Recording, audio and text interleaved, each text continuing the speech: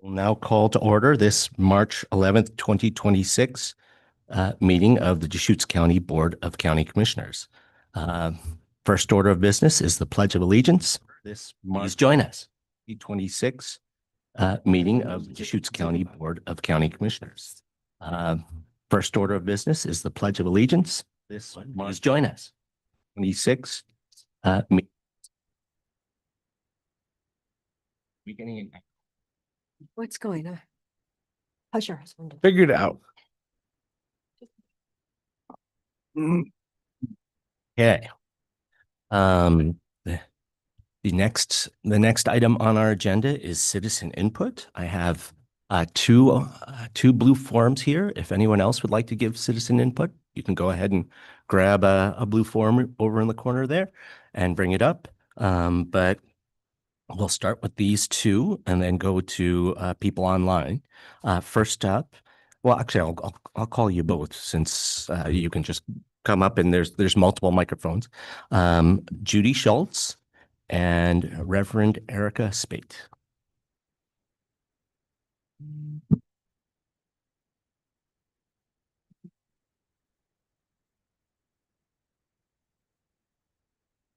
Whenever you're ready, go ahead.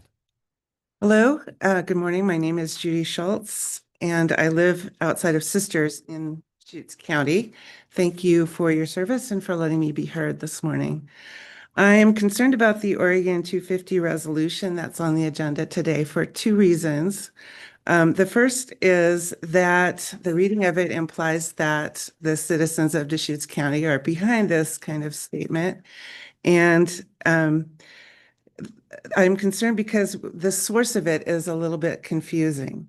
So the statement comes from Oregon250.com, which is a website sponsored by the Oregon Taxpayers Association, which has a political agenda. But the website for the Oregon Commission on the 250th is Oregon250.org. And so the resolution appears to come from the official Oregon commission that's responsible for the celebration. So there's a little bit of transparency issue in this. The second thing is that the resolution reads like propaganda to me. While I agree with some of the points that it makes, the wholesale praise of capitalism calls us to ignore the huge and still increasing wealth gap between the 1% and the rest of us, which is particularly strong here in the Bend area. And the current administration's use of capitalistic methods enrich the richest even further. Secondly, the claim that America has Judeo-Christian values does a disservice both to America as a bastion of freedom of religion, as well as to faith communities that are not in the Judeo-Christian vein. Many other faiths have the same values of creation and neighbor care as the Judeo-Christian faith. As a Christian, I say that empire cannot equal Christian or Jewish, since the values of both faiths are in direct conflict with nation building values of power, money, war, and being number one. Let's look for real reasons to praise America, but also with an eye to taking responsibility for past problems, as well as creating a future where we care for each other and for creation. This document doesn't lead us in that direction. Thank you. Thank you, Judy. You. Erica. Good morning. I am Reverend Erica Spate, and I'm a local Lutheran pastor called to serve a community called Story Dwelling here in Bend. I'll be speaking to the same thing as Judy. I studied Martin Luther, the father of Protestantism, and I remember that he encouraged his contemporaries to call a thing what it is. But today I can't stop myself from calling this 250th birthday proclamation what it actually is, an incomplete and deeply biased document that does not represent me or many of my fellow people of faith. At the start of this nation, thousands of people emigrated to the United States to pursue their versions of Protestantism and religious freedoms. And they and their descendants would go on to collaborate in abolitionist movements to free enslaved people, to grant women the right to vote, to march in the streets at Stonewall for LGBTQ plus inclusion and equality, to risk their lives as a part of the Black Lives Matter movement, and most recently, my colleagues and friends to be arrested at the hands of the federal government outside of the Minneapolis airport for the sake of that most aspirational American value, welcome and inclusion. And I stand in their legacy. My grandparents immigrated from Germany to Chicago to pursue creativity, community, freedom of faith, and I feel grateful to be doing the same here in Bend as a local pastor. So, yes, I am proud of my fellow Americans, those who identify as people of faith in God or Yahweh or Allah, and those who put their faith not in a higher power, but in the profound potential of humanity. But I take no pride in the staggering wealth gap in this city and this country, prompted by the unmitigated pursuit of wealth and capitalism cloaked as progress. I take no pride in the bombs that drop, paid for with my tax dollars, our tax dollars, in the supposed pursuit of freedom. And I take no pride in 250 years of the erasure of the original stewards of this land, first by genocide, and now with the construction of yet another golf course to parch our shared futures. So I take no pride, but I am grateful for the opportunity to speak freely here. And may this be the most essential part of the United States and its founding documents that we hold with reverence, the freedom to speak. And I and others will keep doing so until the day when it can be true for all who live here. Thank you. Thank you, Reverend Spade.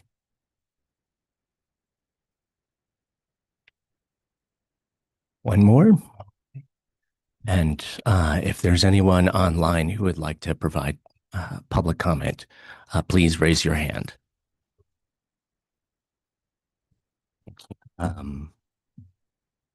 Emily, come on up. Been called. Good morning. I'm Emily Brown. I live here in Bend. And I heard about this Oregon 250 proclamation, and I read it. And my main question was like, where did this come from? And so I looked into the Taxpayer Association that created the proclamation. And it seems like the Taxpayer Association is also a group called Watchdog, as well as the Oregon Catalyst, which is a newspaper, as well as a PAC. And I noticed that some of the articles and writers that they feature on their paper are Lars Larson, who has a weekly column called Illegal Alien of the Week, where he doxes people who have not yet been convicted of a crime and expands the permission structure for prejudice against immigrants, as well as Andy Ngo and other people who support the coup attempt on January 6th. So I think it's important to look at the creators of the proclamation and the people that they support and the ideas that they support, and decide if that's truly the values that Deschutes County wants to uphold. And in addition to that, I did want to mention that they are a PAC, so they do a lot of donations. So I was wondering if maybe that's where this came from, was either an attempt to get a donation or to cozy up to a big conservative PAC in the area. So thank you. Thanks, Emily. Thank you, Emily. Kim, is there anyone online? Okay. Seeing none, we can move on to commissioner announcements. Are there any commissioner announcements?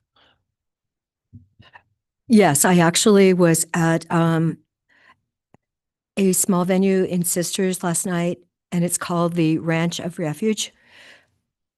Ashley Smith, who does M perfectly, has worked with a lot of departments of Deschutes County, parole and probation, and she's actually now working in the jail, has a campaign going to help women and children in Deschutes County. It's a campaign she's put together She needs to raise $6 million. And when this project would be completed, 14 families would be able to be residents of her program. She has a heart of gold. She has a great campaign. It's something that she's modeled after her Georgia roots. And if you can go online and look it up, it is called A Ranch, a Refuge. It's to raise hope and restore families. And I so appreciate her heart. I know she's worked with women who have graduated from Oasis Village. I believe her success rate the last couple of years has been about 85% of actually helping people that have been homeless, had issues, and find their way. She is an amazing spirit all in herself. So anyway, Ranch of Refuge. Attended the Redmond City Council meeting last night. They spoke about making efforts for their Desert Rise property for economic development purposes, but also notifying folks that they can't be camping there.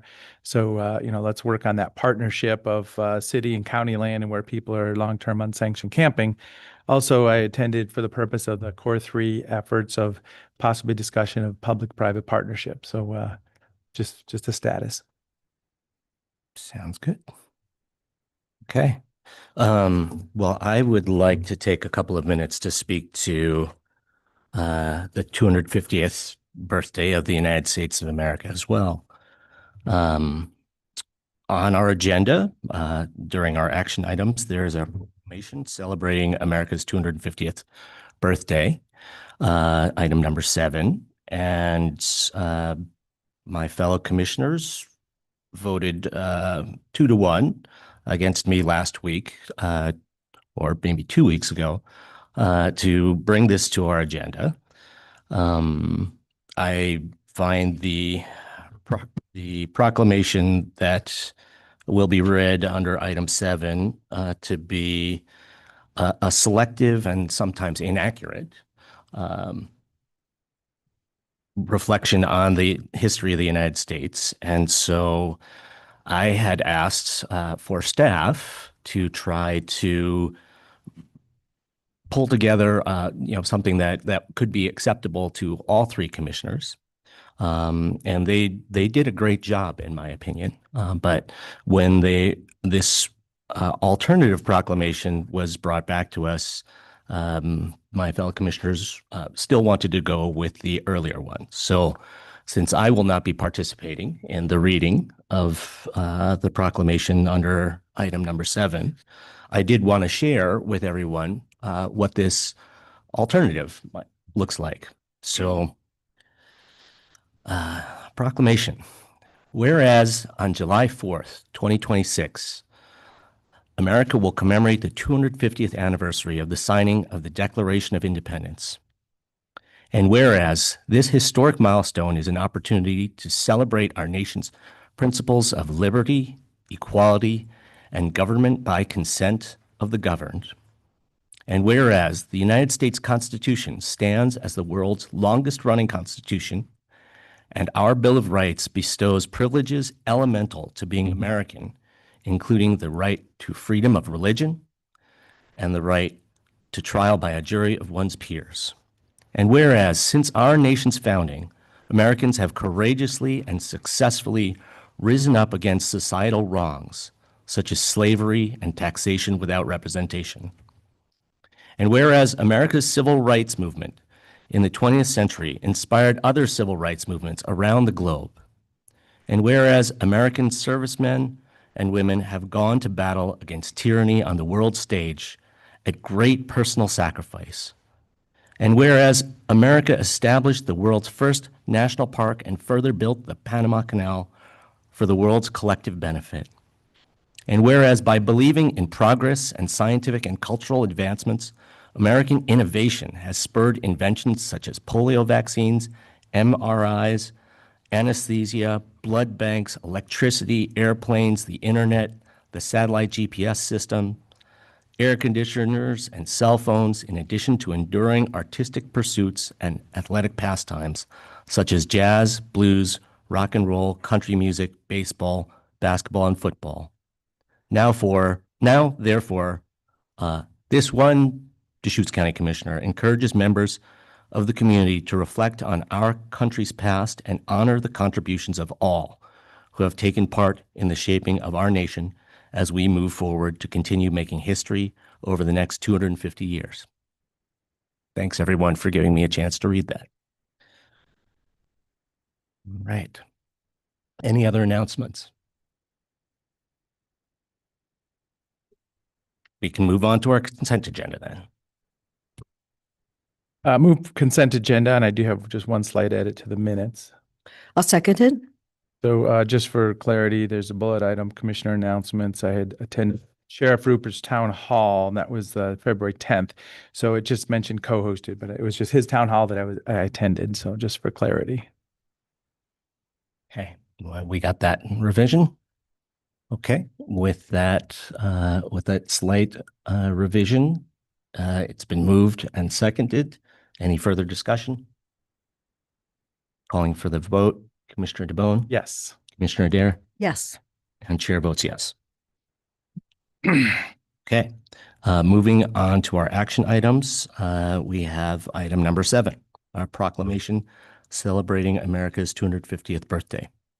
I'll pass it over to you. So looking for common ground here. It was such an interesting time, freedom of religion, freedom of speech, celebrating 250 years of the United States of America. Commissioner Adair's name is already on this officially. I support the fact that I want to read these statements into the record. Commissioner Chang, thank you for reading that statement too. I don't mind accepting them both. So being challenged by trying to celebrate the birthday of America, we bumped off of this last fall when I was the chair. And I'm like, well, let's just try to do this. Let's try to do something common. And the three of us were going slightly through different ways.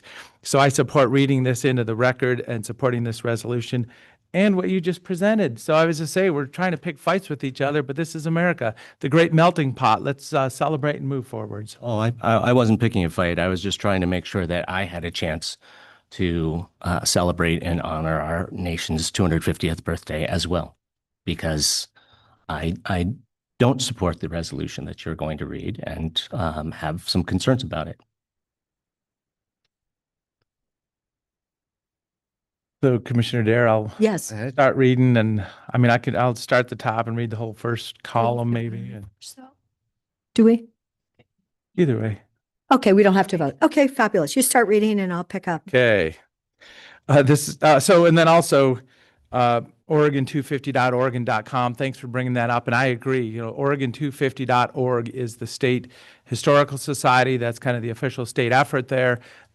.com, as I say, I don't have the history of this, was picked up by another organization and put this together. So that, let's acknowledge both of those. There's two websites out there. And they should be complementary.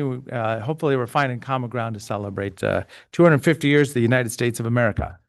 So Oregon resolution celebrating America's 250th birthday by recognizing these 15 historic American achievements. Whereas our founding fathers signed the Declaration of Independence, a majority of colonists did not support it as they were either loyal to the king or indifferent. This meant General George Washington had to fight one of the largest empires in the world history, with most of his country not fully behind him. His army was continually unpaid. He refused a salary as general and as president because he wanted to serve his country. Whereas the United States Constitution is cited as the world's longest running constitution, national constitutions around the world only last 20 years on average.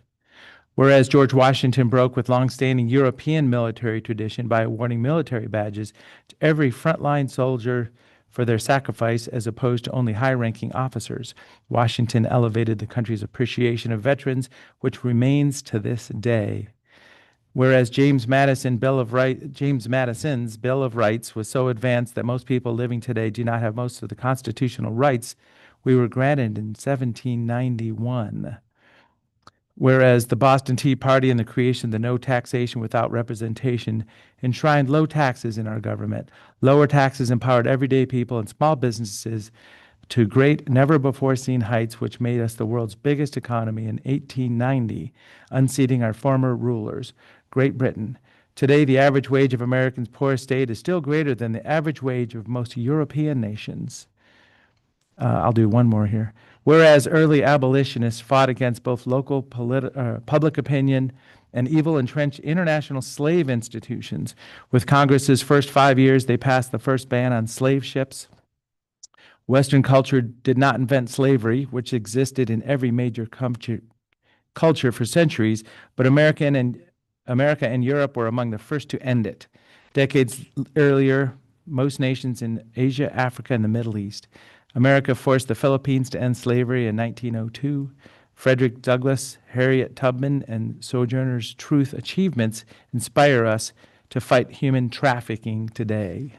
Whereas we are among the rare nations with a constitutional right to a trial by jury of peers for criminal cases, and the only nation with juries for regular without limit civil cases. Whereas America provided women the right to vote in Japan as a condition of their World War II surrender and helped restore the right to vote for women in Afghanistan in 2001. Whereas America created the world's first national park, 6,500 exist worldwide today. Whereas America has been ranked as the #1 nation for personal generosity. Social scientists tie this phenomenon directly to the nation's robust Judeo-Christian heritage and population, which is why the founding fathers were so devoted to protecting freedom of religion in our Constitution. Whereas America built the Panama Canal, the internet, and satellite GPS system for the rest of the world to use. Whereas in World War II, Imperial Japan had invaded 22 countries and killed 20 million people, and Nazi Germany had invaded 24 countries and killed 26 million people.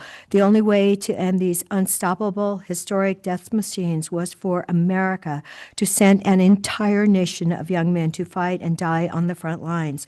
America immediately helped rebuild both nations and became close friends and essential allies. Whereas Martin Luther King Jr. did something radically different when he drew inspiration from Muhammad Gandhi and Jesus Christ for a daring campaign of nonviolent protests that was unique, risky, and opposed by his own supporters. Dr. King's peaceful protests under brutal prosecution shocked the conscience of the nation, quickly moved people's hearts, and brought sweeping civil rights in just 9 years. It inspired Poland's solidarity movement during the Cold War, Nelson Mandela, and civil rights movements in Britain, India, Brazil, and Zambia. Dr. King was the man the world needed. Whereas we led and won the Cold War, liberating 70 million people from communism, where they lived with no freedom of speech, press, assembly, travel, or religion. Whereas our full embrace of capitalism made us outperform all other economies for most of the past 100 years. With only 4% of the world's population, it has spurred inventions such as polio vaccines, MRIs, electricity, airplanes, air conditioners, moon landings, cell phones, colas, and cultural contributions like jazz, blues, rock and roll, country music, baseball, basketball, and football. Be it resolved that we should use our individual gifts to celebrate America. These who write should write like Benjamin Franklin, who used wit and humor to rally America. Those who write poetry should write poetry like the African-American teenage girl Phyllis Wheatley, who in 1773, under threats of treason, penned patriotic poems for the revolution and became an internationally recognized poet. Those who pray should consider George Washington, who fasted and prayed for peace, providence, and national unity.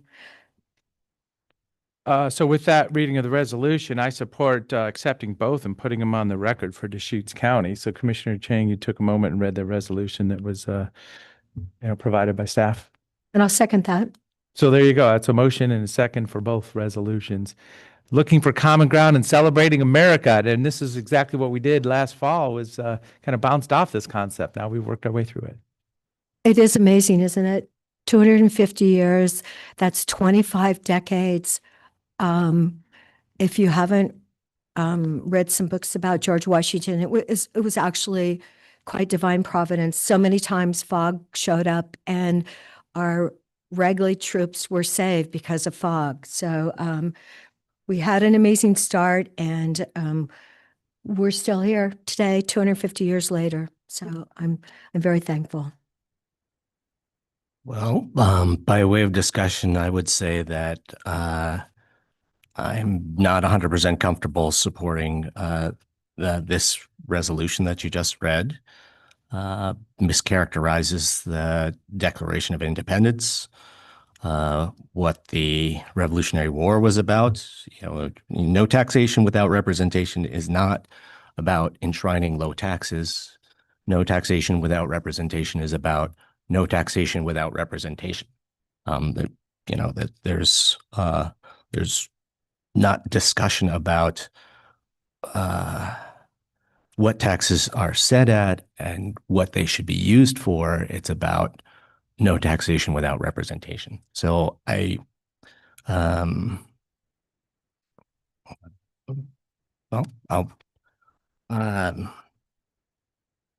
appreciate the recognition of the other resolution, but I think I will abstain on this vote. So with that, if there's no further discussion, we'll call for the vote. Commissioner DeBonne? Yes.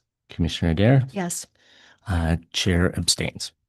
And as I say, we have that opportunity also, so it's exciting to be able to, present this and celebrate America today. 4th of July is coming up. A lot of great events will happen this summer. I remember I was in 3rd grade 50 years ago when it was 200 years of the United States of America. In fact, I was able to find a 3rd grade photo, all the young kids all dressed up red, white, and blue.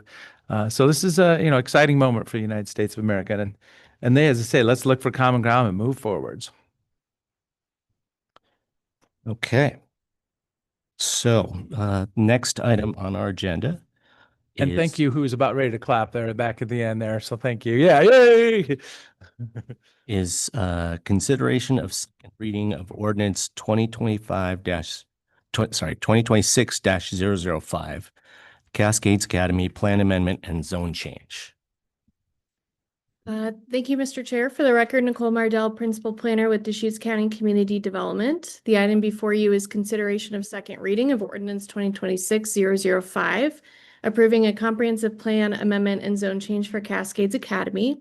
So the property owner applied to change the zoning of the property from surface mine and exclusive farm use to multiple use agricultural, and for a concurrent change in the comprehensive plan designation from surface mine and agriculture to rural residential exception area. The board voted 2-1 to approve the application, and first reading was held on February 25th.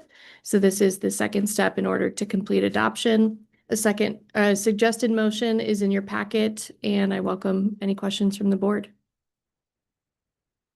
Any questions?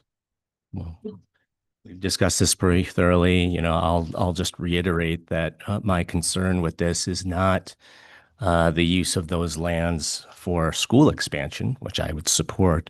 My concern is that within this rezone process, there were no protections instituted to ensure that these lands that are being rezoned are not going to be used for rural residential development instead of a school.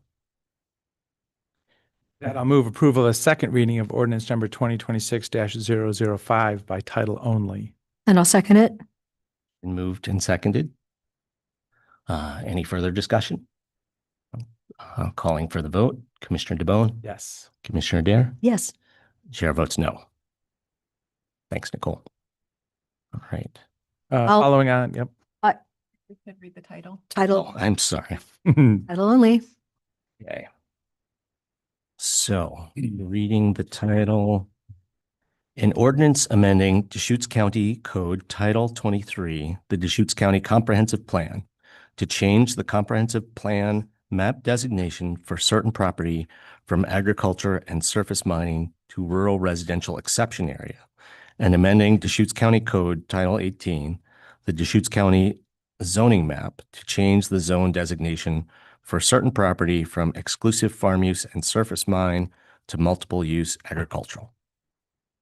And I'll move adoption of ordinance number 2026-005. Now I'll second it. All right, it's been moved and seconded. Further discussion? So I'm happy for the Cascades Academy. It gives them clarity on, future development for their school purposes. I understand what you're saying, what if in the future, but this gives them a path to be able to move forward, expand. I think they were talking about fields out there and just having confidence that their land use, the underlying land uses gives them clarity for what they can do in the future. Mm, And I just want to comment, it's an area that I drive by maybe once a week when I go out on Newport and go home that way. I'm really happy the school came to us. I'm really hoping that they can do more. It's in today's world, education in Oregon could stand a lot of improvement, and it's really important that schools that want to do a bigger job, less constraint. I'm really happy they were able to come to us and get this accomplished. It might have taken a little while. I mean, Nicole, how long have we been working on this? Just for historical purposes. I believe the application came in June of 2024. 24. Okay, so not too bad.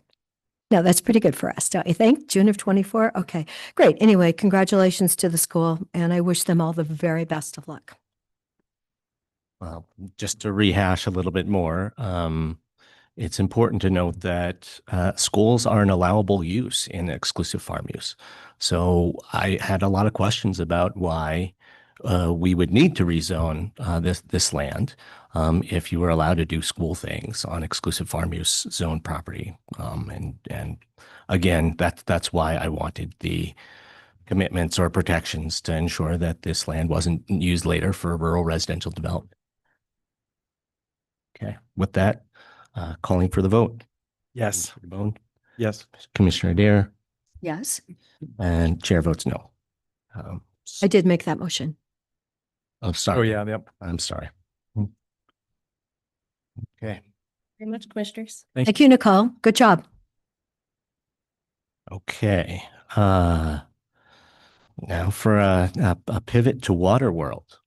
Mhm. Item number 9, recategorization of ARPA funds to revenue replacement and a request to extend the timeline for a grant awarded to the Deschutes River Conservancy. And anyone who thinks that title for this item sounds really dry, we're going to have a fascinating discussion about how we conserve water on farm in the Deschutes Basin. Morning, Commissioners. Laura Skundrick, Management Analyst. I'll just provide an introduction here and then pass it over. So in 2022, the Board of Commissioners awarded Deschutes River Conservancy with an ARPA grant of $1,075,000 for the Smith Rock King Way on-farm irrigation efficiency project. Due to delays, they have notified us that they will not be able to meet the Treasury's ARPA expenditure deadline of December 31st, 2026, and have requested an extension. To accommodate this request and prevent any of those unspent funds having to be sent back to the Treasury, we are proposing a recategorization of their remaining funds of $607,333.38 to the category of revenue replacement, which supports the provision of government services and can date back to March of 2021. Along with this, additional small remaining amounts have been identified from other ARPA projects that have since been completed but had a small remaining balance that will not be spent. So altogether, we are proposing that the board recategorize a total of $607,391 to revenue replacement to capture all of these amounts together at the same time. With those funds applied to government services within the general fund, available funds within the general fund would then increase by that same amount. And we propose awarding Deschutes River Conservancy with a grant out of those general funds that matches their remaining balance currently of their ARPA grant, the $607,333.38, with a project completion date of June 30th, 2027. With that, I will pass it over to Lisa. You. Good morning, Commissioners. Thank you for letting me be here this morning to talk about this extension request. I do have a brief PowerPoint that I thought I would go through with you all, just to remind you all what this allocation was all about and what we have accomplished thus far and our plans and why we need the extension. So So without further ado, the context, I'm sure you are all familiar with this, but in the basin, we're dealing with over appropriated streams and rivers, continued demand for agricultural water use, growing municipalities, which water needs.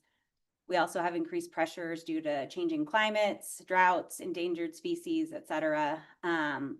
Water supply shortages in the basin range from 200,000 acre feet in an average year to up to 400,000 acre feet in a dry year. So for context, that is 200,000 acre feet is the amount of water that's stored in Wickiup Reservoir. So 400,000 acre feet is 2 of Wickiup reservoirs. And I don't know, I apologize, for some reason my slides are showing up wonky there, but we will go forth and hope that we can get all the pertinent information. So the opportunities, based on the basin study that was completed in 2019, whoops, it's okay. There are 89,000 acre feet of water available from conservation projects when we pipe main canals. And there's an additional 100,000 acre feet of water conservation savings that can be captured from doing private lateral piping and on-farm efficiency. So that's working on private lands. So irrigation districts in the basin are aggressively implementing main canal piping projects with the help of federal funding. And this particular allocation is geared towards building off main canal piping projects to pipe private laterals and do on-farm conversions. So that's what we've been hard at work working on. So this is just a map on the left-hand side, shows all the irrigation districts in the basin, and you've got that little red area circled. That is the project area. That is the Smith Rock Kingway project area. These ARPA funds were originally allocated to leverage water conservation work within this project area to complement a $30 million federal investment in COID's first phase of piping, which was completed in 2022. Those are the green line and the yellow line on the map. In addition to that, along with this allocations of ARPA funds, we received the Deschutes River Conservancy received $2.6 million of investment from USDA through the Natural Resources Conservation Service. And those funds were to be spent in this geography to build out the blue piped areas, and I believe the pink piped areas on that map. So again, this ARPA expenditure then was to build upon that piping that is that has been occurring. So again, the main canals were piped in 2022.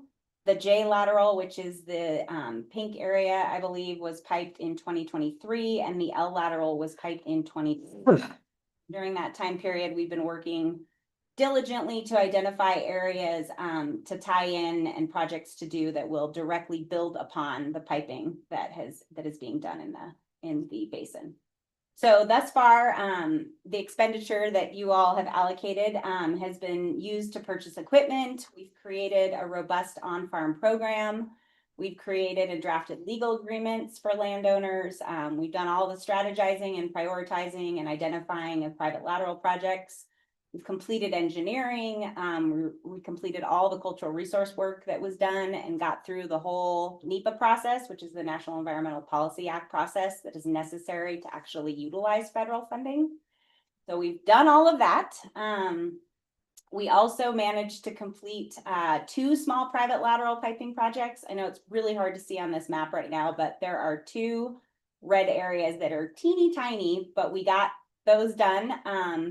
And the hatched areas in the map, I think they're in orange, show 3 on-farm flood sprinkler conversions that we have also done with this funding.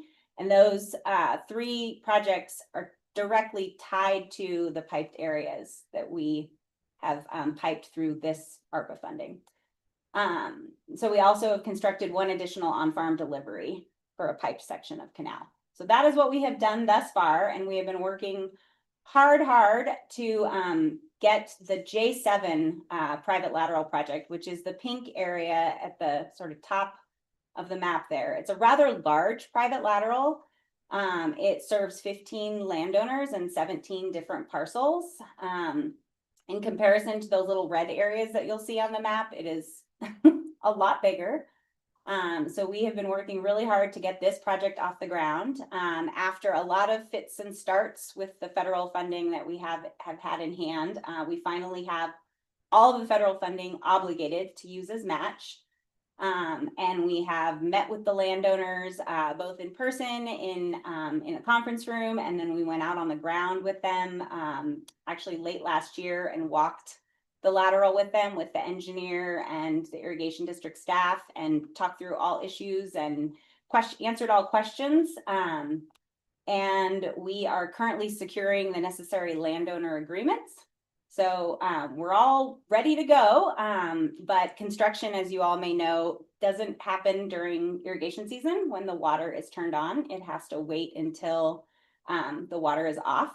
So because of delays well, you have a whole handout in your packet describing the delays, but because of the delays we have experienced, we have now punted the construction to October of this calendar year. So that is why we are asking you all to please give us an additional 6 months to complete the construction of this project. Frankly, without these ARPA funds, the federal funds that we have in hand right now remaining from the NRCS Regional Conservation Partnership Program are not sufficient to complete the project. So all of this hard work that we've done won't come to fruition, essentially, if we can't capitalize on using these funds in the early part of next year. Thank you, Lisa. Are there any questions? So it just jumps right out to me, the fact that Deschutes County was in a financially stable situation, and in as much that we were able to write these checks out, as the dollars came in through ARPA, being able to look for those big, home run projects that are out there. I think of the Neighbor Impact Food Warehouse and then this project. So it's really exciting knowing that it's coming together and the money will be spent well.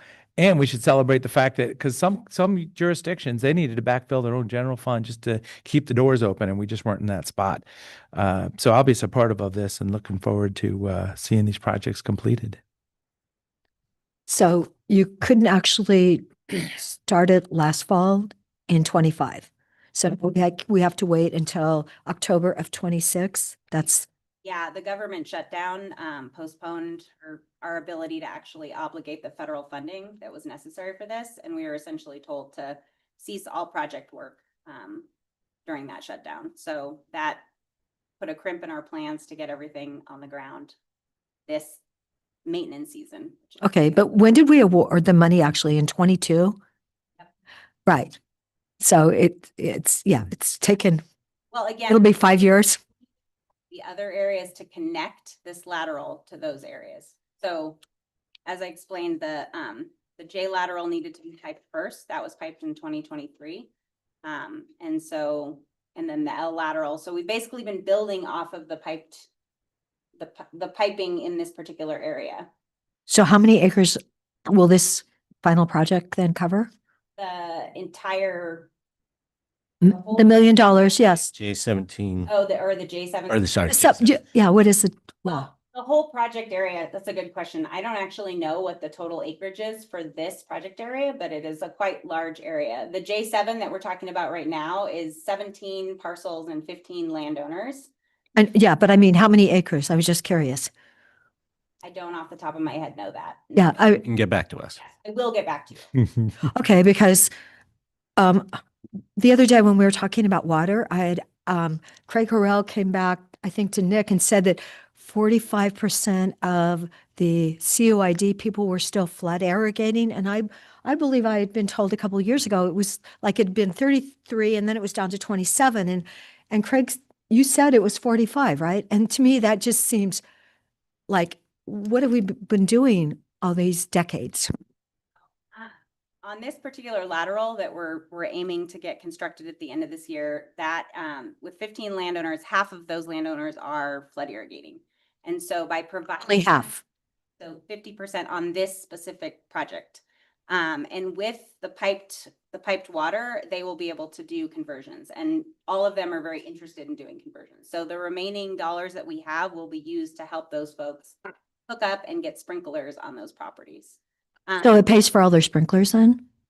it's going to pay for all of their sprinklers, but I mean, with whatever and all money we have remaining from this project, it's So will they be required though to do sprinklers then? I mean, required.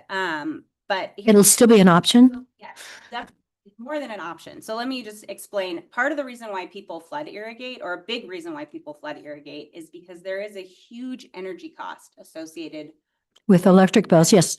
with running a sprinkler if you have an open irrigation canal serving your property. You have to then have a pond and you have to have a pump, and it costs. I understand yes, I understand all that. By piping these systems, we're enabling people to have pressurized water and eliminate the use of pumps. And a lot of people just financially can't afford to take on a giant power bill to irrigate their property. So they remain flooding. But if they don't have to take on a major power bill and they're able to get additional funding to help them do the conversion from flood to sprinkler, they're much more likely to actually switch from flooding to sprinkler, right? They're more likely, but they're not required. They're not required. I mean, it's really hard to require people on private lands to spend hundreds of thousands of dollars in some cases to upgrade systems. But it's all about having pressurized water at a spigot, Right. a couple inch diameter And the hose other- that's got pressure The- behind The it. other really important thing to kind of, put this in context is that if you are a senior water rights holder who is currently flood irrigating, there are not money incentives for you to convert. You're only paying for water delivery.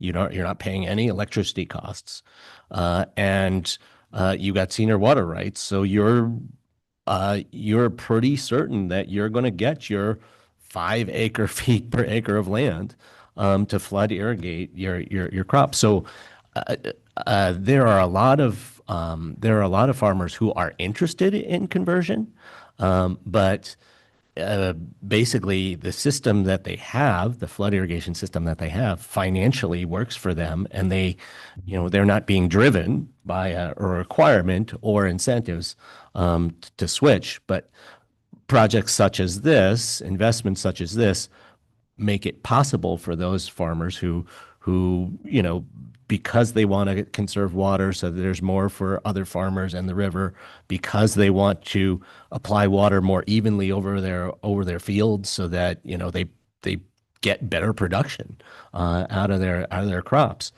It allows them to do that. So what I think is really, we've talked a lot about the large amount of area that is flood irrigated still in the Deschutes Basin over the last couple of months.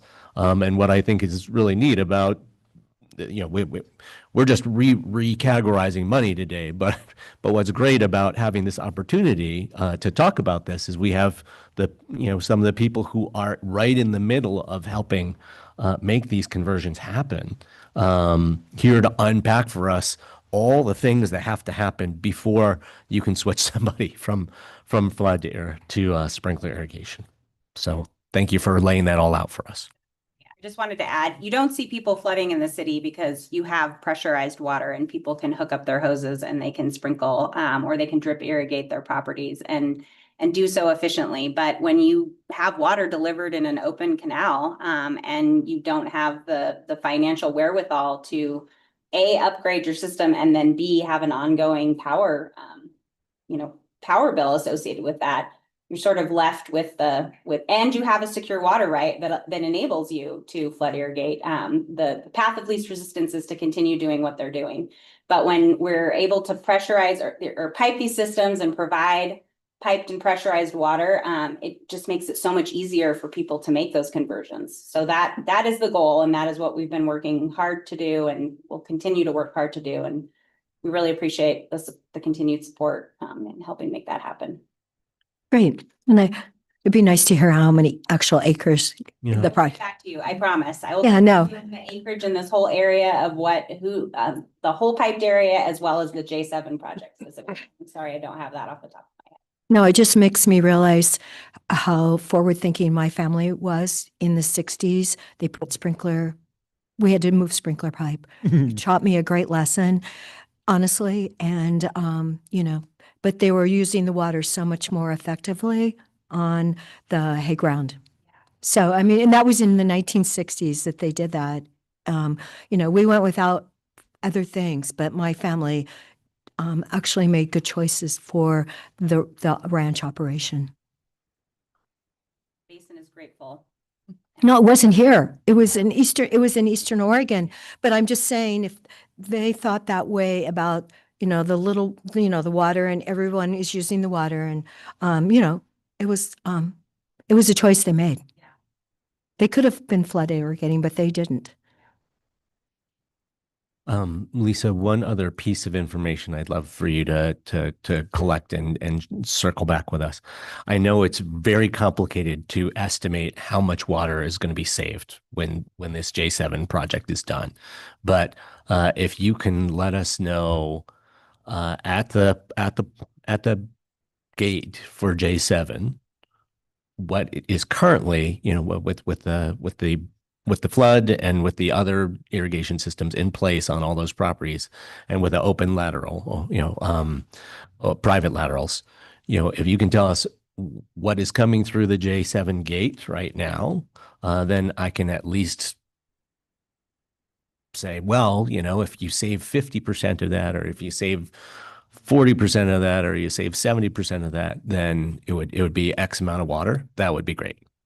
Definitely get you the numbers of what's being used on farm now, and then there will be meters installed as part of this project. So we will have accurate ways to collect that information about what future water use looks like, and yields as well. Because from what I understand, yields increase tremendously on farm when folks switch from flood to sprinkler, able to get the crops the water they need when they need it more effective way. Yeah. Yeah. So there's an ongoing monitoring component of this project. That's great. Because, if there are still a lot of people who are flood irrigating out there, then one of the ways to persuade them to switch is to show them the impact that doing a project like this can have. Thank you. Any thoughts about the administrative overhead of having to stand by for a year? I'm sure there's still money being spent. So we're not gonna be able to do a project this year. There's going to be staff or management or analysts that are going to focus on this for another year. Is there administrative overhead that we're having to eat because of that? So no, I mean, this particular award was 100% for the on-farm work. It was for project work. There was a small allocation in 2022. I want to say it was like $75,000 over the life of the grant that was for staffing, that was separate from this particular allocation. So there isn't anything that's going. Yeah. So just the cost of time and money, but that's good. Basically, Maybe escalating costs though will be the other thing. fingers crossed. Yeah. Yeah, that has been an ongoing issue with a lot of these projects as well. It's changed in the last 6 years. Yeah. Oh, and because it isn't in the Terrebonne community, I do want to acknowledge that the funding from the state for the Terrebonne sanitation system is actually 2.4 million and not 2.14, the number that I was originally given. So that's something that I started working on in 2019. So I get it, things take a long time, but this is hopefully the final funding for that whole project, which is going to so help the community. And thank you to Redmond for their wastewater plant that's closer to Terrebonne. You just never know what's going to really be, out there in the real world. With that, are we ready to move forward with motions? I'll move approval to recategorize $607,391 of ARPA funds to the revenue replacement category. I'll Yeah. second. Do you need two motions? Okay. So further discussion on motion number one, or wait, I'll second it. Kim, Yeah. are you saying we can do both motions at once? Two. Two separate motions. Okay. So any further discussion on the first motion? Just acknowledging that once again, we just kind of have the capacity to be able to do this. So it's a little bit of a shell game, but I mean, it's a prudent way to be able to justify how we're going to spend those dollars past this date. Yeah. With that, calling for the vote, Commissioner Adair? Commissioner DeBonne? Yes. Chair votes yes. Do we have a second motion? I'll move to award $607,391 $1,333.38, a grant from the general fund to Deschutes County River Conservancy to complete its Smith Rock Kingway on-farm irrigation efficiency project by June 30th, 2027. I'll second it. Moved and seconded. Further discussion? Not calling for the vote. Commissioner DeBonne, Yes. Commissioner Dare, Yes. Chair votes yes. Different topic real quick, though, just while you're here. What about the processed water from Bend someday into the North Unit Canal? Has that ever come up in your world?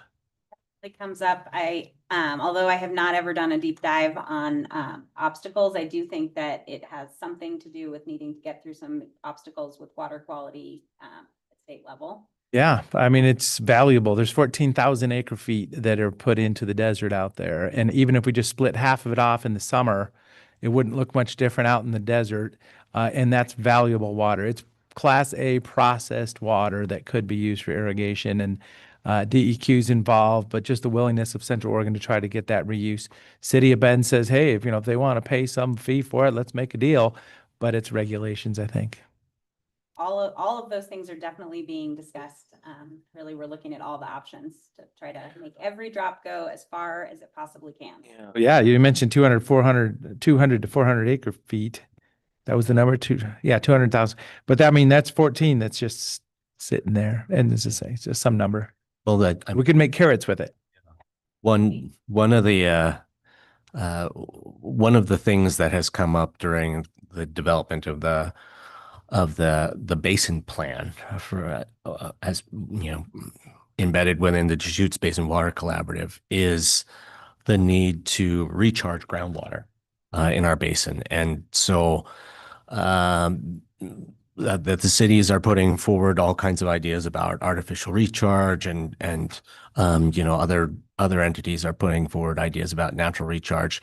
When we really get around to taking a look at all of those things, because as we're having this discussion, our groundwater levels are declining, as we learned from OWRD the other day.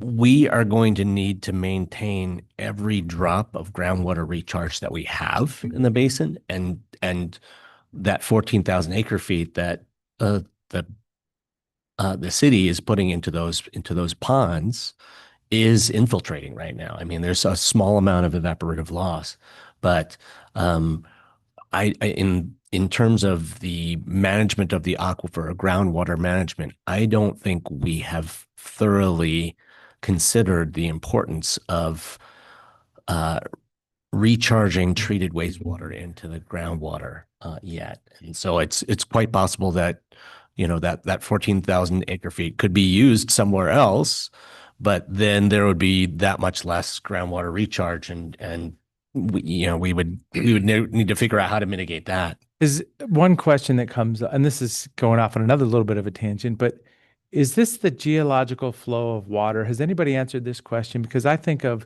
when you go out to Fort Rock and you see that water line halfway up the Fort Rock Foundation, and understanding that the water used to be here way high and it's just been retreating. Is this part of maybe that just glacial retreat that's been going on ever since back in the day, and we're trying to justify it as man-made, but maybe it isn't? Has that been discussed or questioned?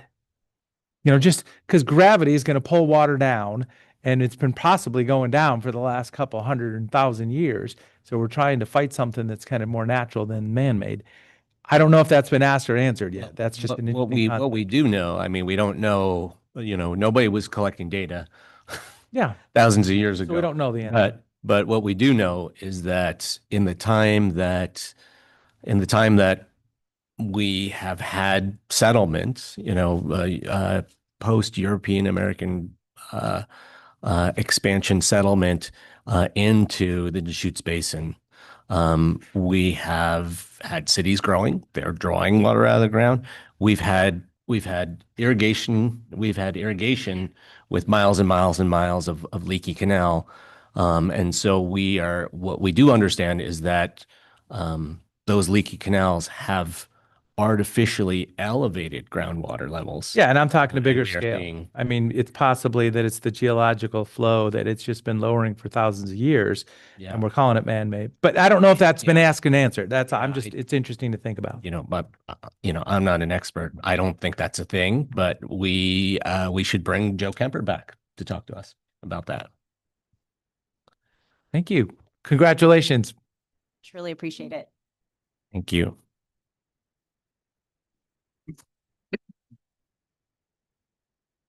Okay, item number 10. Thanks everyone for waiting with us. Deschutes County Opioid Settlement Funds FY27 Department Funding Requests. I can't. Commissioners, Cam Sparks, Budget Manager for the record. Laura Skundrick, Management Analyst.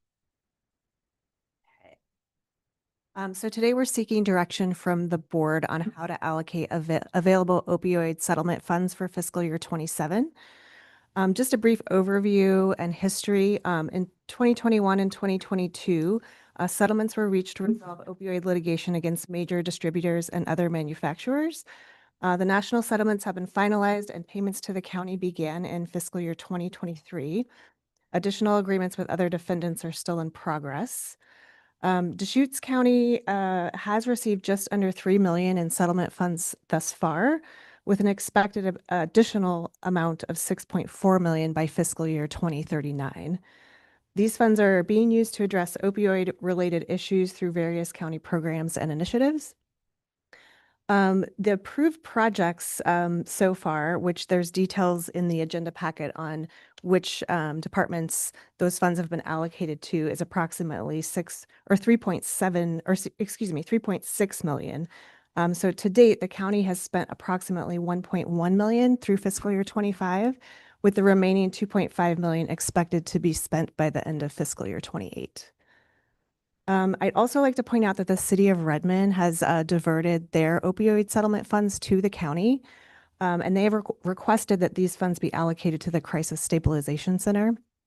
So to date, approximately 179,000 has been directed to the Stabilization Center, and we're anticipating future funds of 319,000 through fiscal year 2039.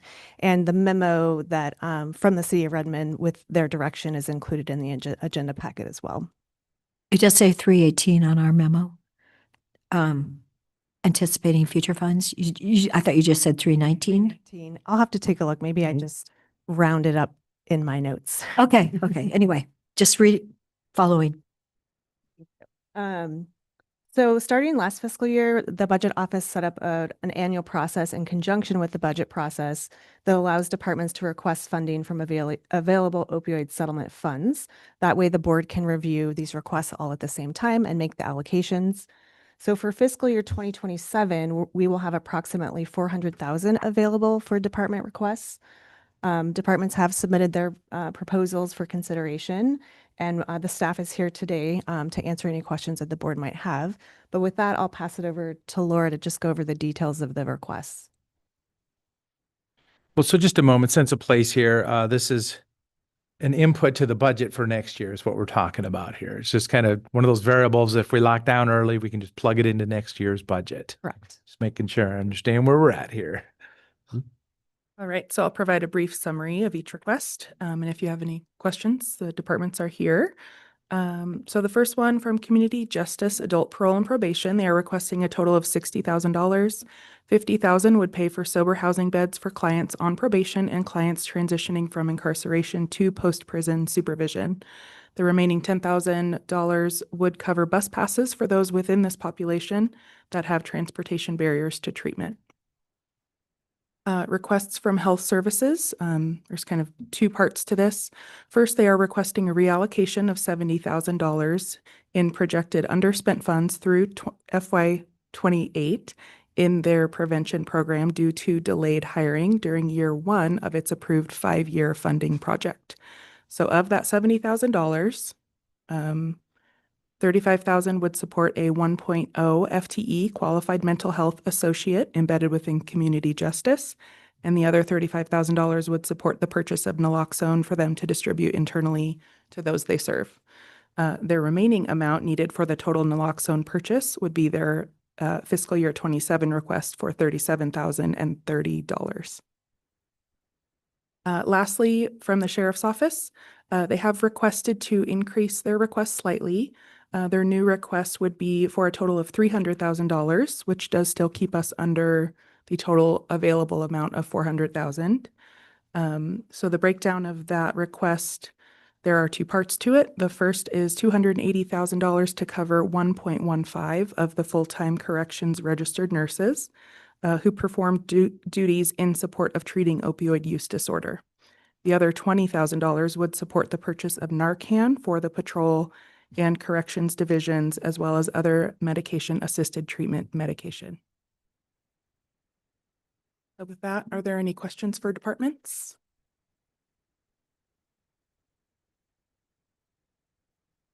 So does this match the $367,030? Does that match what is going to be available then? The total available we identified was $400,000 and 400 even? Mhm. Okay, the total requests are $397,030 with that increased sheriff's office request. okay, so it says 270 on here and that's been changed then?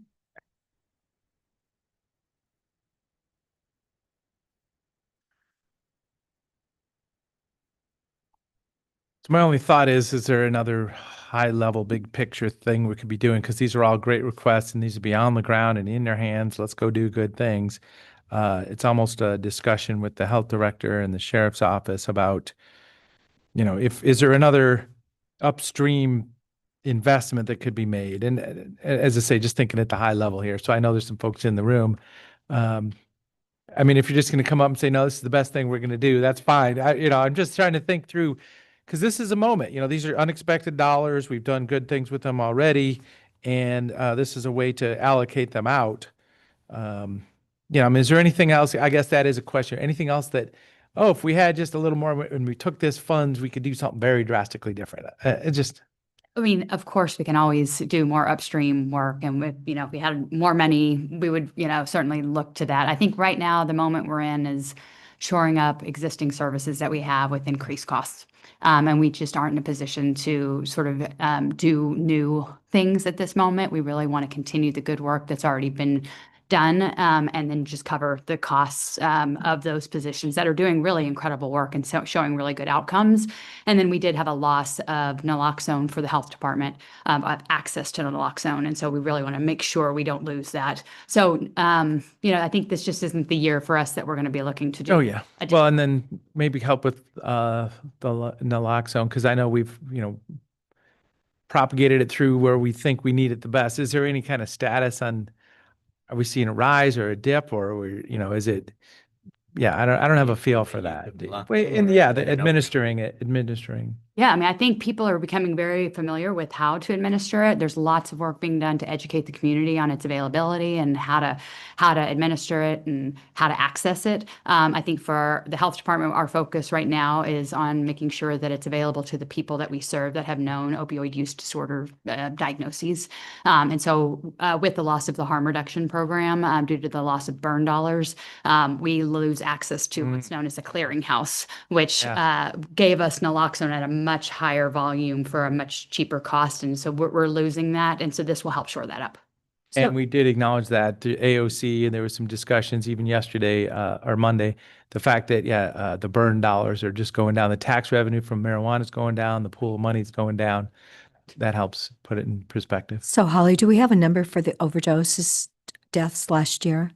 I do not have that off the top of my head, but I can get that to you today. Okay, I mean, has it been going down? I believe our death, I don't even want to speculate. Okay, I mean, Well, I would just, we haven't heard about it. Yeah. I know it was the leading killer from 18 to 45 in the country. And I know we were behind, the East Coast, their deaths had gone down, but have ours reversed course? I feel like ours have remained are steady or declining, but I want to verify that with the most Sure. recent data report, and I'll get that to you today. And then Laura, the 70,000, the reallocated request, isn't that supposed to be requested too on the right side?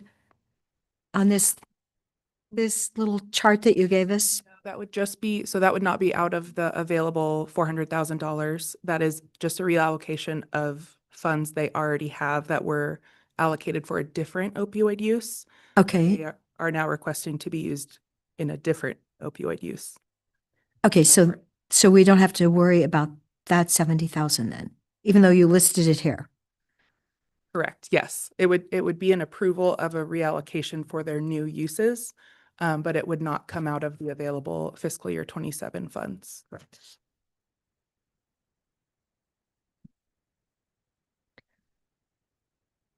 Okay, don't really see it on the prior pages. Is it up? In the memo from the health department in the agenda packet. It is. We do list out the request to reallocate the 70,000 in our staff agenda request.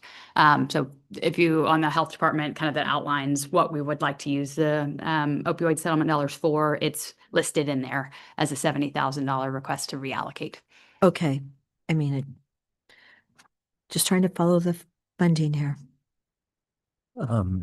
When Commissioner DeBonne asked about, working upstream, it did occur to me that we have prevention programs within County Health Services that I don't know whether those have been part of this, part of these opioid settlement funds in the past, but It has. okay. Yes, that was our original, part of our original 5-year request, which we've done, this was before I was in this role, 2023. That was part of that. There was definitely an allocation to go towards prevention. So there is upstream work happening that helps, support the upstream work we were already doing and enhance it.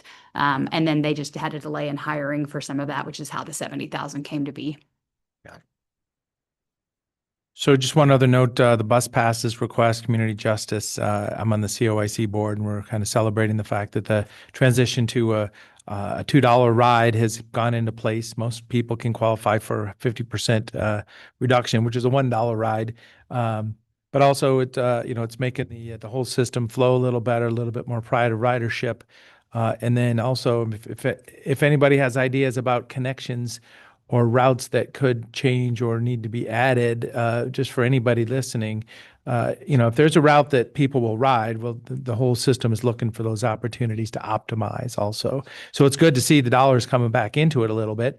It's just going to help all around to have that revenue. And as I say, it's a small part of the operating cost, but it really makes it a more of a premier option for transportation. I would suggest having a route from La Pine on the weekend, especially on Saturday for people that live in La Pine and work in Bend. Someone pointed that out to me that it would be a huge need for that community. So could you add that, please? Oh, absolutely. Yeah, well, as I say, so I'm handing it. I don't have that authority, but I'm handing it to the transportation director to evaluate. Okay, well, please, because clearly with gas prices, please shop around when you're filling up. Definitely, there are spots in Bend that are a lot less than other spots. I think the shoot Anyway. proper is put in an employee. Anyway, I just, that would be, it seems like we always need that and it doesn't happen. So you could cost it out. Well, I would, I'm pretty sure Cascades East Transit has already costed it out, and they've done the analysis. They know what the highest priorities would be for additions or expansions to existing routes and existing frequency. What's missing is the funding, and reinstituting fare for the bus is going to provide a little bit of money, but really, what it's going to take is. I would say what it's going to take is the institution of the 0.01 increase to the payroll tax that was proposed in or actually passed by the legislature in House Bill 3991, but which is now suspended until we decide it on the ballot. So, if you really want to see transit routes expand, we need to make the funding available to make that happen. When did they first implement bus fares again? Was it last October? February. You mean like this Last month. last month? Yeah. We didn't even do it last fall. No. No, I We thought it, started the process last fall. all the Transportation Advisory Committee. So it was kind of shopped around, explained, negotiated, made sure everybody understand what's going on, made relationships with larger institutions. So as Deschutes County employees have a opportunity to get a bus pass or a discounted route. I haven't looked into that recently. And also the other thing that's happened there is the backlog of ordering buses is catching up too, because there was a window of time where they had buses, you needed to refresh the fleet, and it wasn't coming. So, but now all that's starting to come. So then there's these nice kind of gray, dark gray buses with a graphics package. So it's really starting to hit its stride right now. Different topic though. I was on that team years ago. Yeah, see, and it took a long time to get the buses to come. Well, I thought the orders were put in then. So are there further questions, comments about the item in front of us? I do have an answer for you on that. Overdose death. Oh, So as you know, so in 2023, we saw a slight decrease. In 24, we saw an uptick. It takes about a year for us to get the data to actually know whether I know. we're seeing a decrease. So we don't have that information, but we do continue to have one of the lowest mortality rates in the state in Deschutes County. okay. So 23 went down, 24 went up, We're still waiting on data for 20. 25, Yes. what As is soon as it? we have that available, another couple months probably. hopefully, well, yeah, we're kind of dependent upon the death reviews and so forth. So did you actually get the numbers then? No, I do not have, I just saw the chart I mean, where we. Was it like 36, 32? I mean, you know, I can get that for you. It was somewhere between like 12 and 15 per 100,000 population. Yeah, So don't it's, think we do specific, I don't know if we have the specific actual numbers because they're low and that can kind of taint the privacy of the information. okay. Thanks, Holly. so, but yeah, to put it in context, relative to other counties, we have, most other counties of our size, we are, and some that are smaller than ours, we have really low overdose death rates, which I think is a testament to the prevention and interventions that we have in our community. Also, just kind of statewide context,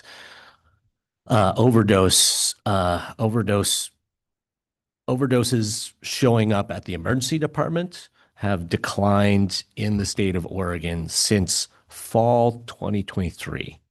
So and the way that I read that, you could say, oh, well, reforming Measure 110 fixed that. Well, it's like, well, that decline started before the reform of Measure 110. What I would attribute it to in part is the opioid wave landed on Oregon around 2020, 2021. And we are finding, over the course of a couple of years, we've adapted, we've figured out how to combat the opioid wave a little bit more effectively than when it first crashed on us. And I very much look forward to just doing even better in the future. Naloxone is a huge part of that. Yeah. Thank you. Appreciate it. Well, it's good to see the corrections nurse and medication-assisted treatment and the capacity we can provide for the jail. So that's a nice item to be able to fund so robustly. Yeah. These are all, I would just say that these are all great projects. I wish there were more funds to do more. But if this is what the department's requested this year, I'm supportive of all of these investments and reallocations. It says we need a motion. Don't we need a motion with numbers in it? You do not. You can do it as recommended by staff. Hey, Or you could say $397,030. move approval of Deschutes County settlement funds as discussed, totaling $397,030. Second. Been moved and seconded. Further discussion? Okay, calling for the vote. Commissioner Adair? Yes. Commissioner DeBonne? Yes. And chair votes yes. Thank you all for your work. Thank you. Thank you, commissioners. Okay. Item number 10, or sorry, item number 11, authorization to apply. Number 10, isn't it? Yes, it's number 10.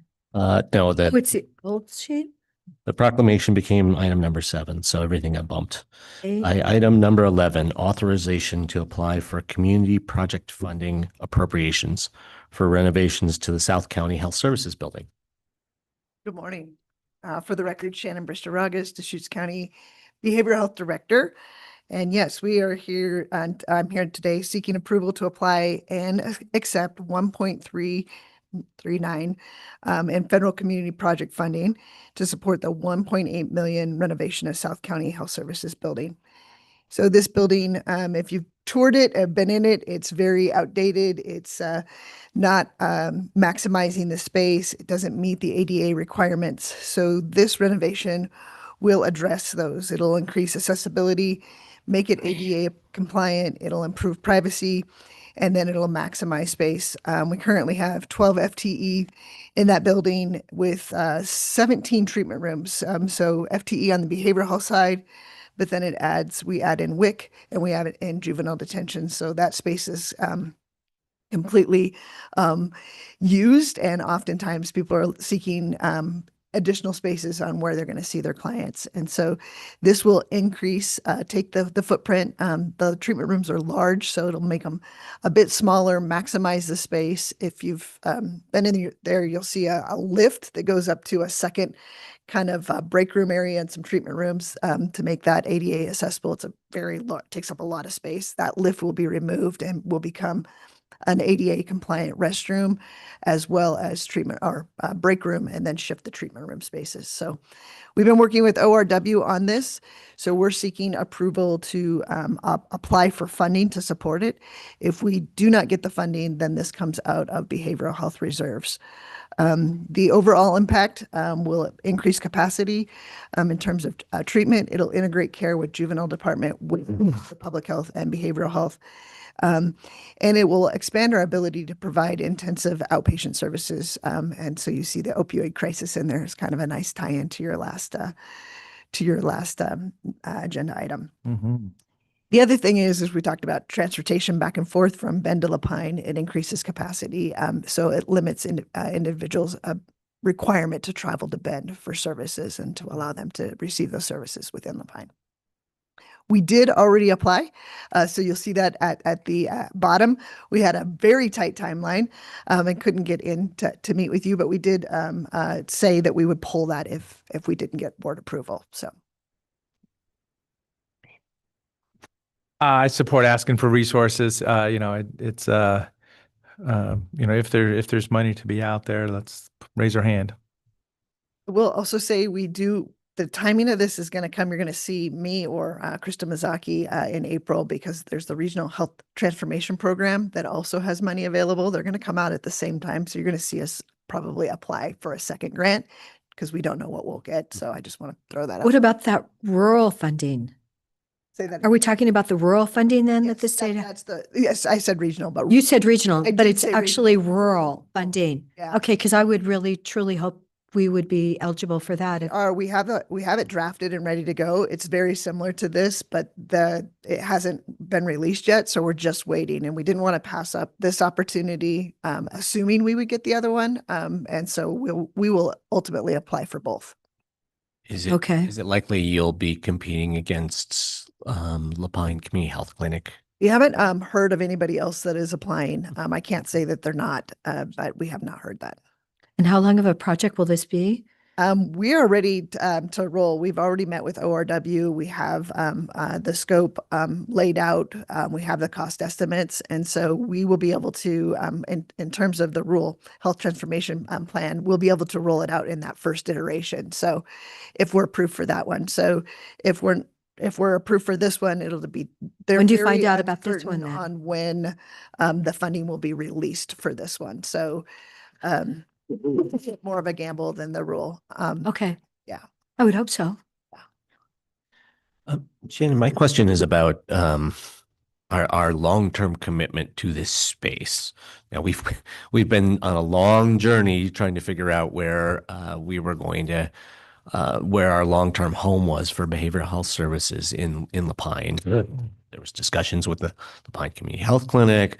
We explored this idea of co-locating a new behavioral health clinic with affordable housing near Charles. But we stayed put where we are, at least for the time being. It sounds like we're doing some significant upgrades to, improve the functionality, and the functionality of the space and our ability to basically provide more services in the same amount of square footage. But is that a really long-term commitment, or is that, we're trying to make sure that this is a workable space for, 5 years, and we might still be thinking about some of those other ideas in the future? Yeah, it's a bit of both, right? So this is, we need to make this work now, right? You're right, we've gone down other avenues, and that hasn't yielded anything. We need to make the updates now for the population that we're serving. And any updates that we would make now would improve the building, even if it's not going to be used for us. So there's no like foreseeable plans for us to leave that space. And again, this investment integrates that where you're looking at juvenile and WIC being incorporated. So it's the kind of the best we can do with the scenario we have right now. Space in La Pine is not like readily available. It's not. And if we were going to do something different, it would be much more costly than this. Right. Yeah. Okay. And with these changes, this will be a good functional space for. It'll be a much better and much improved functional space. Yes. It expands the conference rooms. So there's really a lot of unutilized space within the current floor plan, even though we're not changing the square footage. So it makes it much more functional, and increases the space in the right areas. Like in the conference room right now is very small. It'll become larger. And then the treatment rooms will become more moderate sized, not small, but more moderate sized. Taking that lift out is a big deal. That takes up quite a bit of space. Yeah. How old of a building is it? Actually, I don't know. I mean, it looks like it's like from the 60s or 70s, doesn't it? Sure it is. Yeah. I don't know that one. Okay. He knows. Okay, sure he It was does. Midstate Electric headquarters. So I'm sure Midstate, the co-op, probably built it originally, probably in the 60s, late 60s maybe. And remember, the sheriff's office is on site. The road department has a sand shed there, plus drop sites, plus equipment comes and goes on that property. And there's other garages there for probably sheriff's office and road department, just units. So we Kind of know it well. So will we know if you get this before the rural comes up? Probably not. Probably not. Yeah. Okay. All right. Well, it's great you're covering your bases. Yeah. Justice Court is there also. Fire on all fronts. We come back and you're like, weren't you just here for this? But, yeah. No, well, I mean, I kept wondering who is going to be applying for that rural, because that's a huge amount of money. It is. And I think we're well positioned to make a strong argument. And actually for the hospital to, the La Pine Community Hospital, I would think you serve such a large community, South County. I mean, and then Klamath and Christmas Valley and that whole entire neighborhood. The one other thing I'd mention is, assuming we vote in support of this application, for many other congressionally directed spending or community initiated project or community project funding, whatever you want to call this funding source, for many other projects, the board has provided a letter of support, and done outreach to congressional offices. When I was in DC a few weeks ago, I made some specific requests directly to the members of Congress. If there's support for this application, then I'd want to offer that we do that additional step as a board as well. Write a letter and directly contact, make direct personal contacts with some of our congressional offices to make them, make sure they're aware that this is A, we support this, and B, it's a high priority for us. So this is in the CD2. So this is Cliff Bed's territory lines above there. So this is going to a different congressional office. So there's a little bit of a political bent to this too, especially with Commissioner Adair running for office. Yeah, well, CD2, Congressman Bentz doesn't do CDS requests. So, I mean, it's valuable to reach out to him on this, but Just he's acknowledging where we're at. There's politics in here. okay. Well, Any thoughts, would be- Commissioner Adair? You know, I'm glad you applied and we'll see what happens.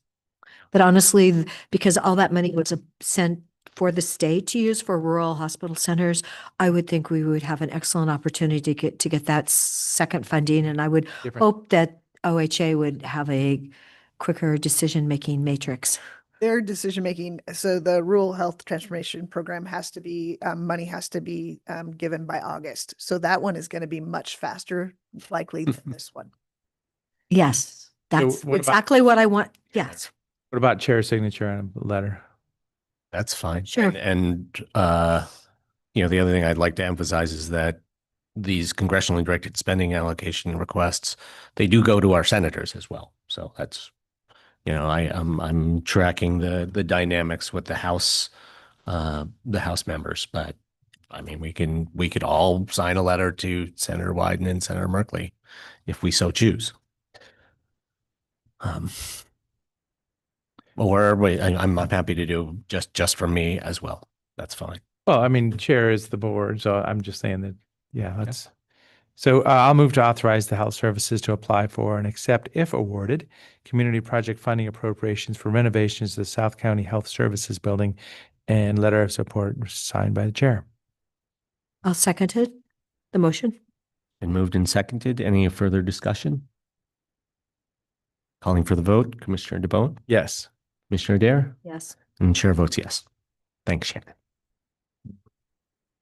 Great job. Thank you.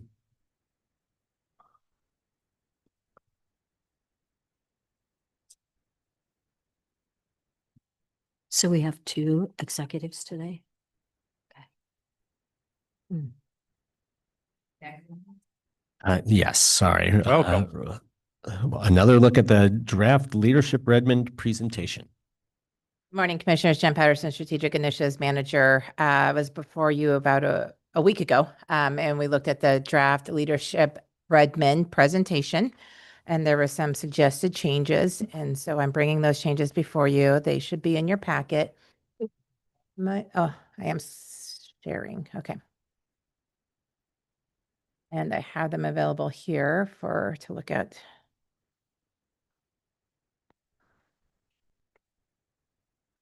Okay. There we go. All right. I think the first slide's the standard slide. Again, this presentation is going to be March 19th at 8:30 a.m. in this room. Second slide is also the standard slide that we've been using in presentations this year. Again, each commissioner will have 2 minutes to introduce themselves on this slide. The third slide is the AOC 2.5-minute video, just talking about the background and counties. Then we get to the fourth slide. Again, this slide has been updated to reflect the changes for this year. And as we have it right now, Commissioner DeBonne will introduce Nick, who will just give a brief introduction of himself as a county administrator. And then Commissioner Adair will present on the elected officials, which is the top half of the slide. Commissioner DeBonne will present on the county departments, which is the bottom half of the slide. No changes from last week on that one. And then we typically the commissioners take a pause and reach out to the audience to get some interaction and any questions they may have at this juncture. We have Commissioner Chang introducing this section of the presentation. Next up, these are where some of our changes went into effect from discussion last week. So the first one is the county updates.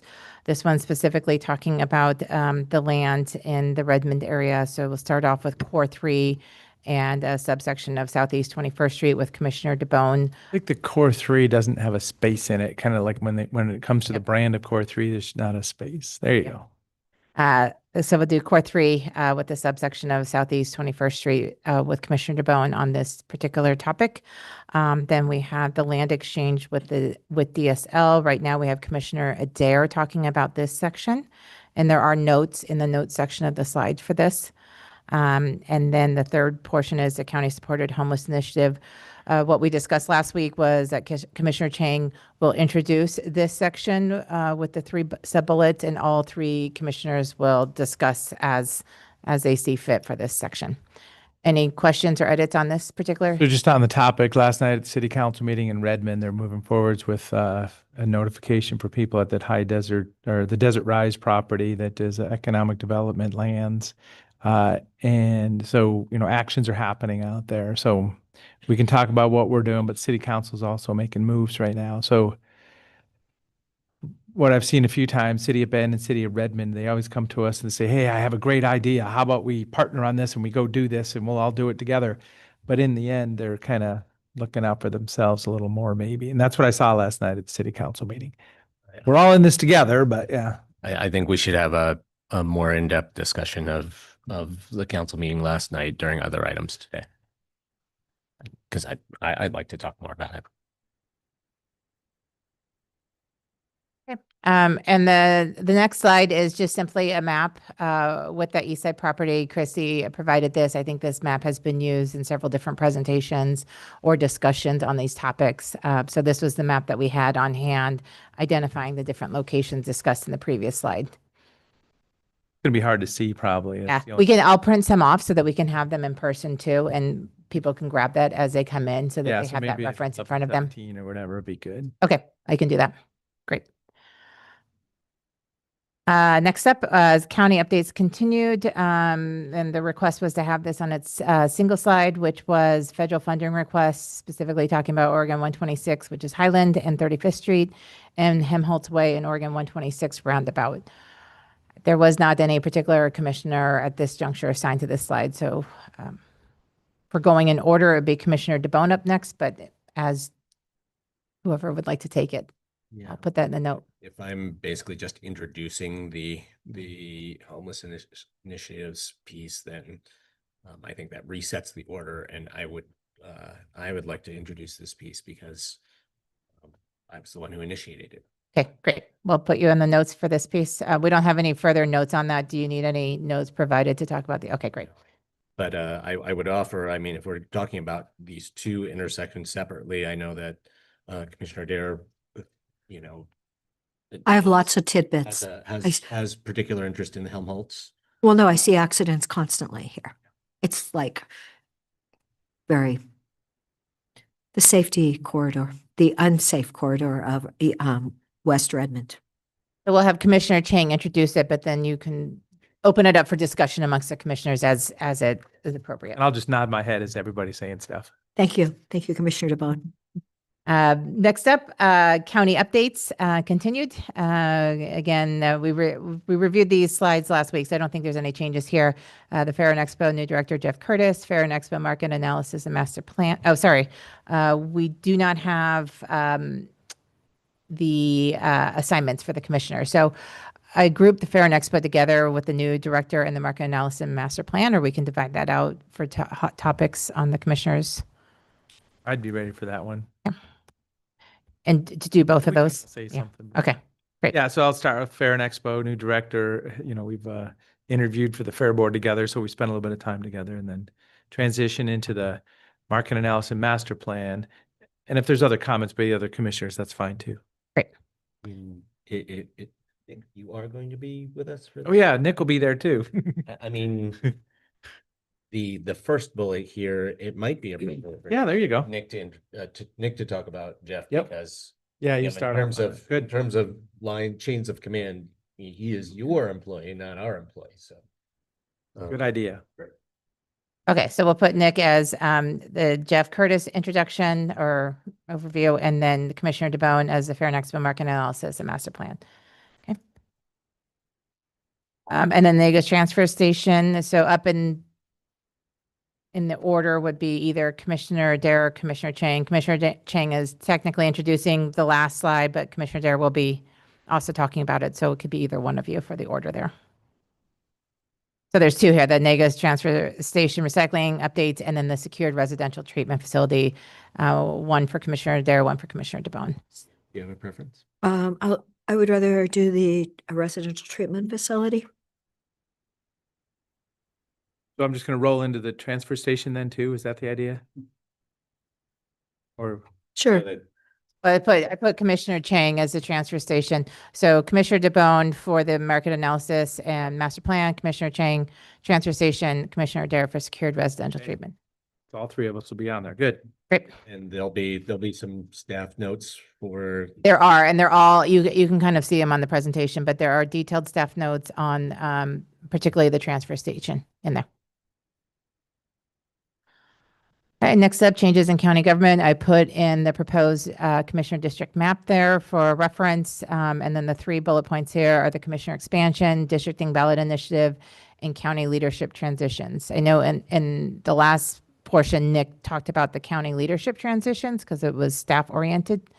Okay, we can keep that. So then we have the commissioner expansion and ballot initiatives up for introductions by commissioners. I can talk about the ballot initiative. I can do the expansion. You need any further talking points on either one of those? I'll be happy to chime in as appropriate on both of those. Next is the final slide after or before questions and discussions, which is the get involved slides. Right now, currently still, I only see the planning commission as a recruitment. So I have Commissioner Chang as a get involved, Commissioner DeBonne as the jobs, and Commissioner Dare as county college, but we can mix that up too if you prefer. I think we should have a different picture there. Okay, I thought this picture was requested last time, but I can change it. Really? Mosaic? The Mosaic North isn't- Campus, it's the North Campus. No, but Mosaic is not there right now. I have another North Campus photo I can pull up. Okay, I'm just saying their name is on that sign. I have-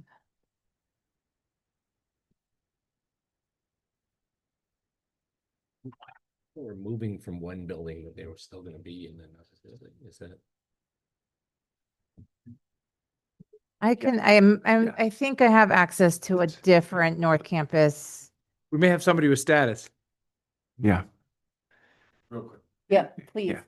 Yeah. Lee Randall, Facilities Department. On the Mosaic question, we'll have more information next week. Yeah. We're still talking to them about potential use of another building. I think Okay. we- So I'll work, oh, go ahead. Settled it. Yeah, I'll have to go look. I'm pretty sure I have another North Campus photo that doesn't zoom in on the sign. I think it is more of the like fishbowl look of the big building, so I can swap that out. Great. And then the final one up there is just a question and discussions with the hopeful picture of snow on the mountains. All right. And it's an hour total. Yeah, 1 hour, 8:30 to 9:30. Still hopeful. Yeah. Any day now. Yeah. Okay, great. I'll swap out that photo and then we'll be good to go and I'll have a copy with the notes included in your inbox. Thank you. Thanks, Jen. Yeah. Well, it's supposed to be snowing on Santiam Pass when I drive over today. Yeah. Weather's been waiting for the Mhm. days when I go over to the Oregon Transportation Commission. The snow to remind me of the need for maintenance funding. Yeah. In terms of other items, I would like to talk about Desert Rise. But are there other items? We get it. Greater Sisters CWPP has been routed for signatures, so I was able to do that electronically.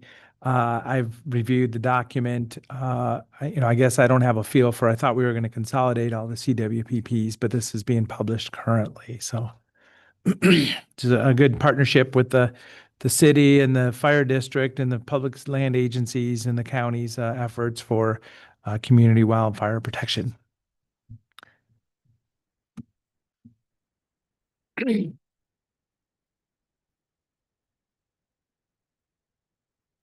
Commissioner Garrett, any other items?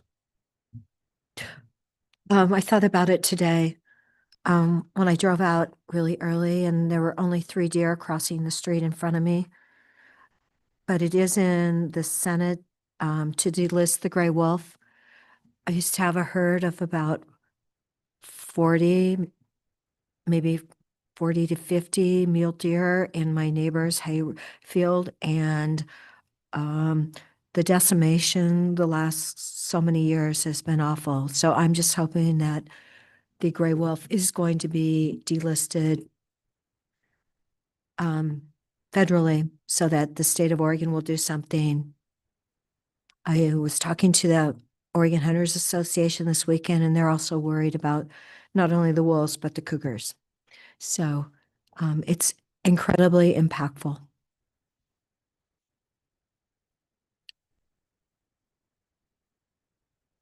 Um, I'll mention a couple things. There was a Coordinated Homeless Response Office board meeting on Monday, the 9th, and the main event at that meeting was allocation of something in the range of $135,000 to $140,000 to a variety of projects, primarily focused on homelessness prevention or rapid rehousing.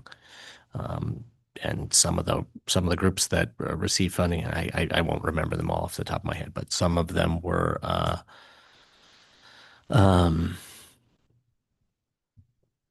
J Bar J, Saving Grace, and Habitat of Lapine and Sun River, and St. Vincent's in Redmond. Those are a couple. I'll also mention that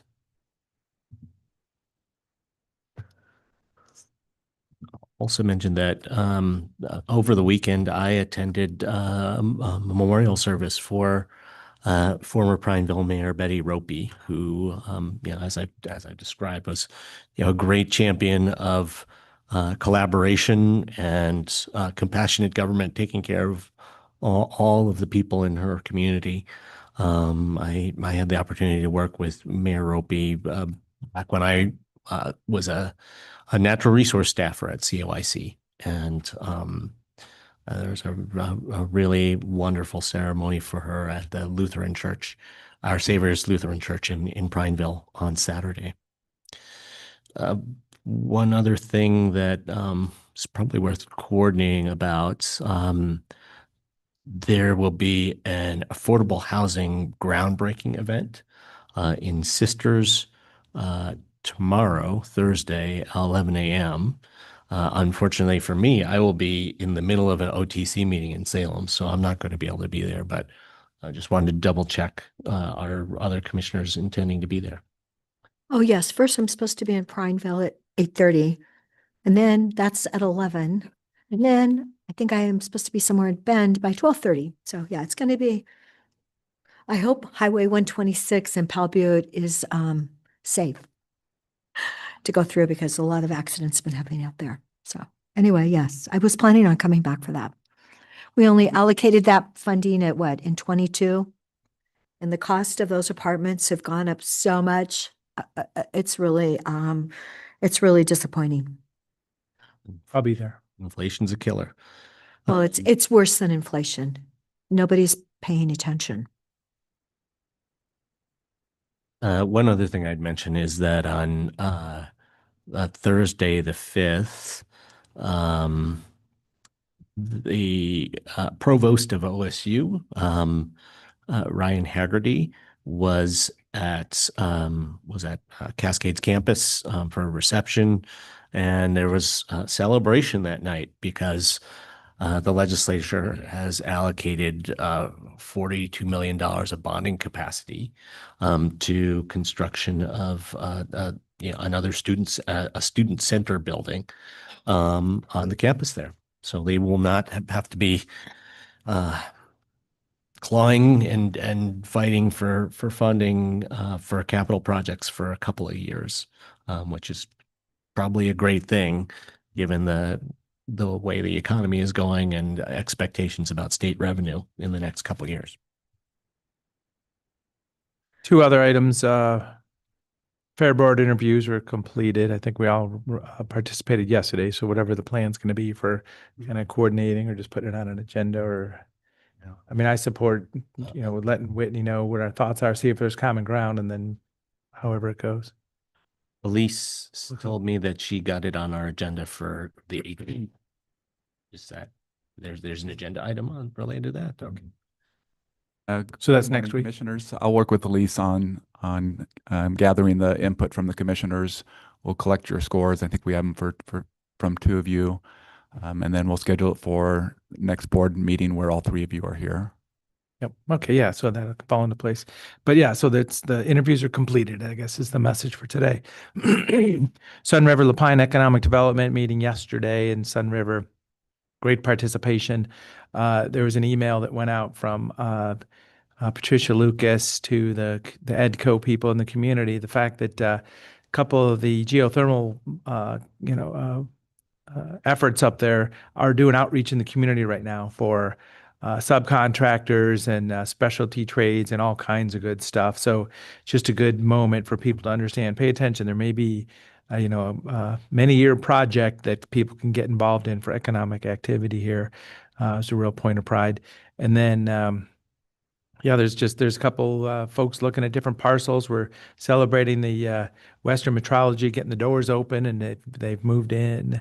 Some of their last equipment's showing up here pretty soon. So that's the new building. Company moved to Central Oregon, and they're opening their doors. So pretty exciting. There are no other items, then I would love to circle back on to get a little bit more complete picture and discussion on the Desert Rise property. Christy, do you want to join us for this, or do you want to just? And Commissioners, the other, in addition to Eric Kropp, Deputy County Administrator, and Christy Bollinger, Property Manager joining us, if it's helpful, and maybe it's not, the presentation that Jen just provided for Leadership Redmond has a map of the east side of Redmond. If it's helpful to see, you have a context of where Desert Rise is in relationship to the other. There's a staff report that was on their website that I printed out, and I was in the room last night. So it kind of shows their presentation that was put out to the city council last night. I mean, from Medline, it's like basically just across the street and like a little north, right? Is that where Desert Rise is? Do you know where the radio tower is by chance? It's right adjacent to that, just west I think north. it's south of Medline, right? Is it think it- I Medline? think Oh, is it south of Medline? Okay. There's a map. The tower is south. So from our 137 acres, it's Pull it up real quick. Give you misinformation.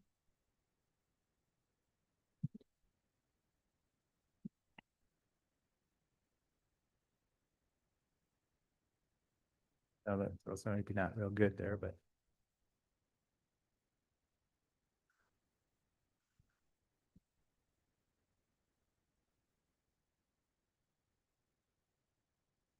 so Commissioner DeBonne, could you give us a little one more level of detail, kind of recap of the discussion at their council meeting last? So yeah, Police Chief Lewis was there, and this was their items. It's their public packet from last night. And they said there's about $150,000 budget. They're working on notification and a countdown for the next couple months, 30-day, 60-day, 90-day notification off of Desert Rise specifically, and then cleanup effort. So, a big part of their $150,000 effort is the remediation and cleanup afterwards, which is kind of exactly what we want to do with our DSL land swap property. So it's awkward that we're not coordinated or, I'm sure there's communication going on at some level, but, there's a managed company be opened. There's been talk about the green zone out there that's on county land that I've not been involved with specifically. One of the councilors shared that with me. So there's action by the city that we're hearing about. And did I gather, so I read that staff report that they have already sold the land? I mean, there's already. No, there's Steve Curley was there, the economic development director, said there's leads out there, but yeah, I don't know. There's no transaction pending that I know of. Okay. Or he didn't mention it last night, yeah. Commissioner Chang, to answer your question, so the property, the Desert Rise property is basically, if you look at the DSL property, it's bisected by Antler. So it's adjacent to the northern part. So Desert Rise would be just to the west of that. Yeah, so, yeah, it's this. So this is the housing parcel that we did, but it's this Desert Rise parcel, yeah. So from our 137 acres, it's to the west and south. Or just to the west. Just to the west, yeah. It also borders Antler, so it's kind of Right. directly west. Okay. And so during this, and were others of you tuned in for this city council? And Chris, I I was know just you've an been tracking this for a while. Yeah, just Um, through city staff. yeah. I mean, has there been discussion about, encampments on the Desert Rise property? Where do they think people are going? And I guess another, kind of to back up a little bit, do we have a sense of how many encampments, how many people are on Desert Rise? Yeah, so staff first learned about the city's preliminary decision back on Monday, March 2nd. We have a recurring work group meeting, not only with the city of Bend for the TSSA, but we also started doing the same sort of work group meetings with the city of Redmond and other stakeholders. So that's when we first learned about it. And so, we brought up the topic of the IGA that the county and the city had agreed to, and that basically prioritized the different projects, including the DSL Land Exchange, 17th Street and Core 3. So those are the projects that are listed in the IGA. At no time prior to March 2nd was there any discussion with, at least at staff level, about Desert Rise. So that was news to us. And then you had another question about, I'm sorry. How many camps or people are out there? Yeah, there's roughly 40, 50 people living out there in that area. And does the city have any idea where those people are going to go? So when, back on March 2nd, when we had our work group meeting and I posed that exact question, city indicated that because there's safe parking available in the city and that there's other shelter options, that they were not going to provide a alternate location. Okay. So the Desert Rise parcel itself, but also 17th Street, and there's just been a lot of folks coming and going right on the edge of the paved road and right into the junipers a little bit there. So it's more than just the Desert Rise people. That's our understanding, is that they plan to combine 17th Street and Desert Rise at the same time. And so that's what that was the slide last night, said Desert Rise and 17th. And that's really problematic for the county because 17th Street is adjacent to the DSL property. So it's just going to push more people onto that property. And really what, I don't want to speak for Eric here, but just from a property management lens and this, boots on the ground, just being able to coordinate an effort versus the city kind of doing their own thing. And that then pushes folks onto our property. It's very problematic for many reasons. Well, and then the state of Oregon Department of State Lands are like, well, just move people off the property and then we'll be able to do a land swap. So we're getting it from both sides. We're very lucky, aren't we? And it honestly would just be really helpful if the board and city council could coordinate or determine what the priority of Desert Rise is in terms of the current IGA. It was very clear on what the projects were. So just throwing this into the mix is it's a big shift.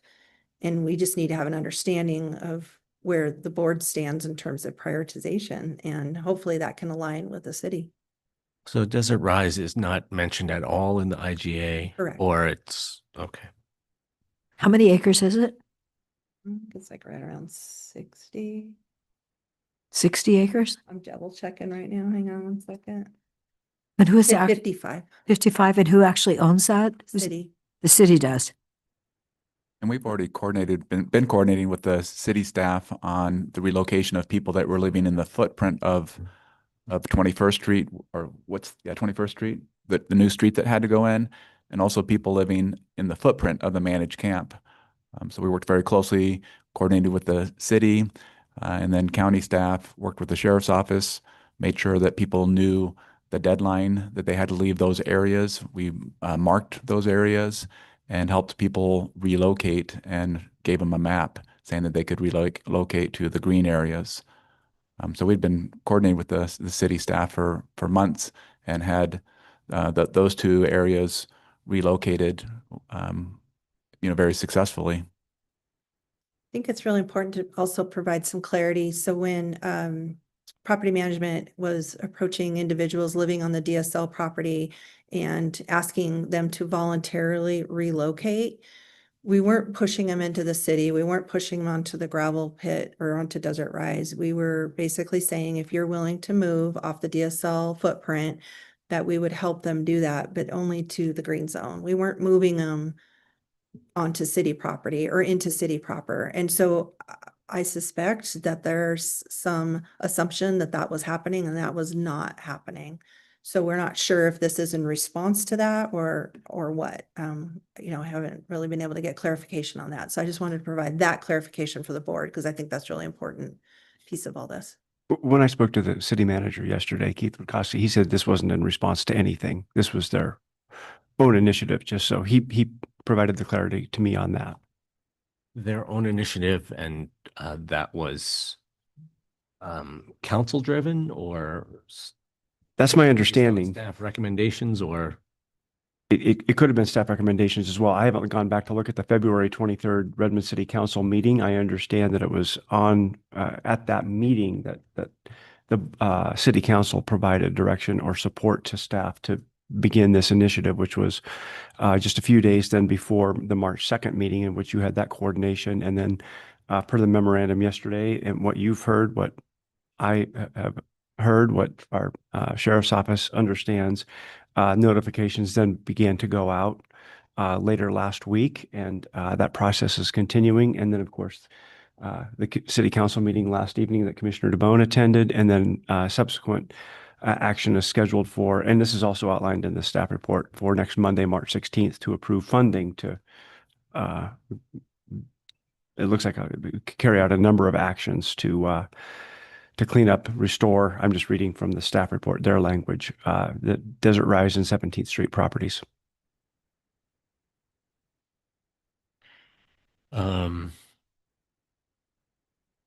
and thoughts from my fellow commissioners on how you would like to engage on this issue or respond. I mean, I think it's worthwhile to have some discussions with Redmond City Council or councilors or the mayor about our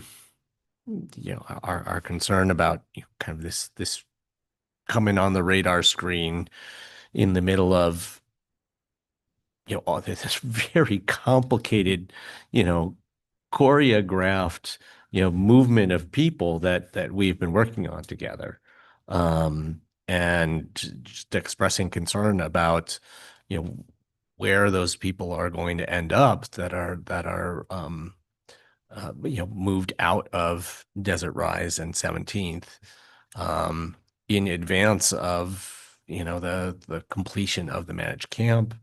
And in advance of, when we're just about to be ready to clear out the 137 acres, and just asking for coordination of efforts and, coordination of efforts, and also, coordination on, a overall game plan, and maybe putting that into a new IGA as needed. I think we want to be sympathetic that, just like us, they want encampments removed from a piece of their property so that, all kinds of great things can happen there. And that we respect that, but, just ask for coordination as well, so that we can all move forward with our respective projects that benefit everyone together. Is that? I actually have we have one-on-ones maybe next week. I have it on Tuesday afternoon regarding the airport roundabout, but maybe we could add, I see that Jeff Curtis is supposed to be at that meeting. But maybe we could bring that into that discussion too, if we all have those one-on-ones. And maybe add another 15 minutes or something, just so that we can at least individually say, is there any other areas where this is going to come up? Because, yeah, And staff would request that the board, I'd like a letter. I mean, I don't know if that's where you were going, but I would request that staff draft up a letter and then, just kind of capturing all of these, all these thoughts, concerns, kind of history. And then we have that as a talking piece to have discussions with the Redmond mayor and councilors. Is that? yeah, basically just asking for some coordination and that we, kind of put the brakes on a little bit until managed campus operational, and that we can work through, the prioritization between what the board and the council decide together. That would be ideal.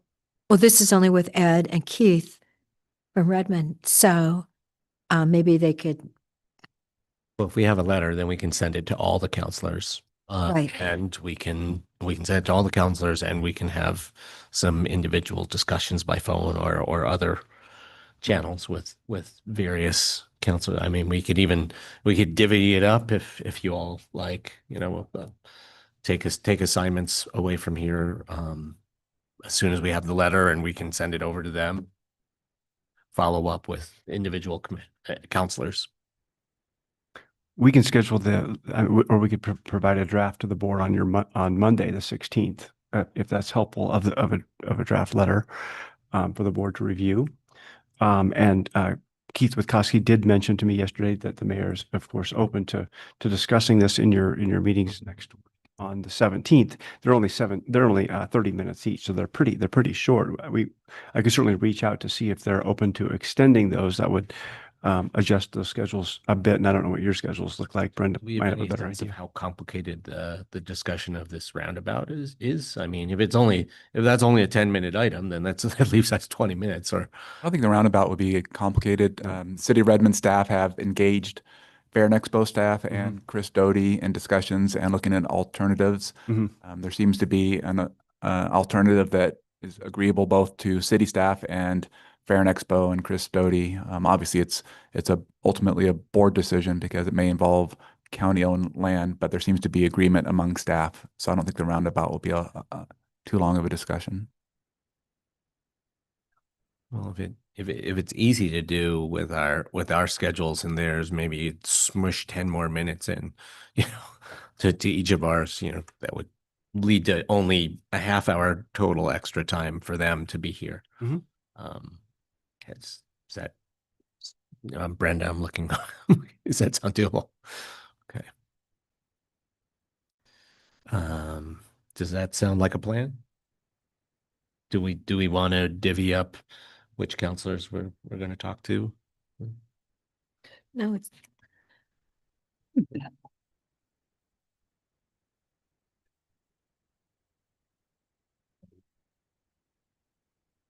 Yeah, I'll talk to a couple counselors, but I don't know who, and I'm crossing paths with them once in a while. So let's just do some outreach efforts. It's okay if we all talk to a few of them. Okay. So remember, permanent supportive housing, Oasis Village, managed camp, we keep investing in this, and now we're getting the short end of a partnership deal. I had mentioned a long-term visitor area back in the day as a possibility, which is, not supported, but maybe there's a way to do something. And now this green zone has come up, which is, it's not authorized. We're in a code abatement, unofficial situation here. We're acknowledging that we're breaking land use laws, and we're just in a bad spot, and we need to improve this situation.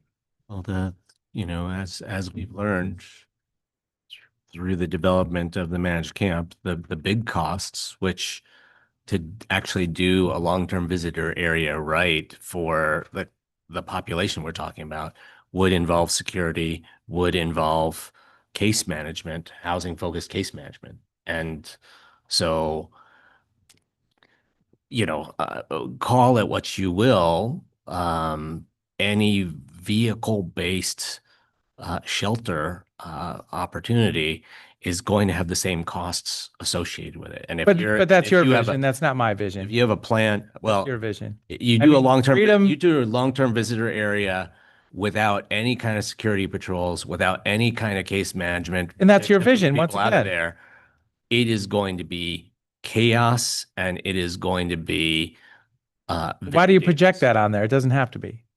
These are people that just want to be left alone, private responsibility, liberty, being able to stay somewhere. They're just looking for a place to set up.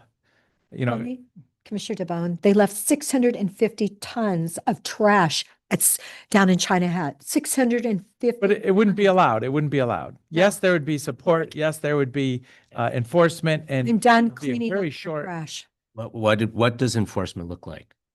Enforcement costs money. Right? But it wouldn't get out. It can't get out of hand. There's It no can't get out of long-term hand. visitor area that doesn't cost anything. I'm sorry. Yeah, it's not, nothing is You know, free. like, Well, as I we say, can talk about all been stopped kinds many of- times in we the can talk past. about I'm just all bringing up an kinds of idea. vehicular shelter. Yep. And it all costs money, and pretending Government's that supposed to provide that money? pretending That's their that personal pretending that could responsibility to pay magically for it. happen with no cost is I didn't say no cost. So to summarize, We bounced off of that before. Go ahead, sorry. to summarize the board direction, staff will draft a letter addressed to the mayor and council from the Board of County Commissioners. We schedule it for your Monday morning or Monday board meeting. In addition, we'll add 10 minutes to those one-on-one meetings. And then it sounds like one or two commissioners may do some individual outreach to mayor and council. okay. Thank you very much. Thank you. Welcome.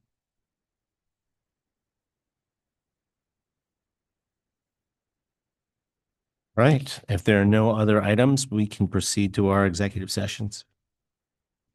Deschutes County Board of Commissioners will now convene an executive session pursuant to ORS 192.660. The specific authorization for this executive session is ORS 192.660 subsection 2D and E. Allows the board to meet in order to discuss labor negotiations and real property negotiations. Designated staff and the media are allowed to remain during the executive session. However, the media may only report that the board met in executive session and the identified basis for meeting in executive session. Recording devices are not permitted. No final decisions will be made, and at the conclusion, we will open the doors and invite the audience back to the meeting.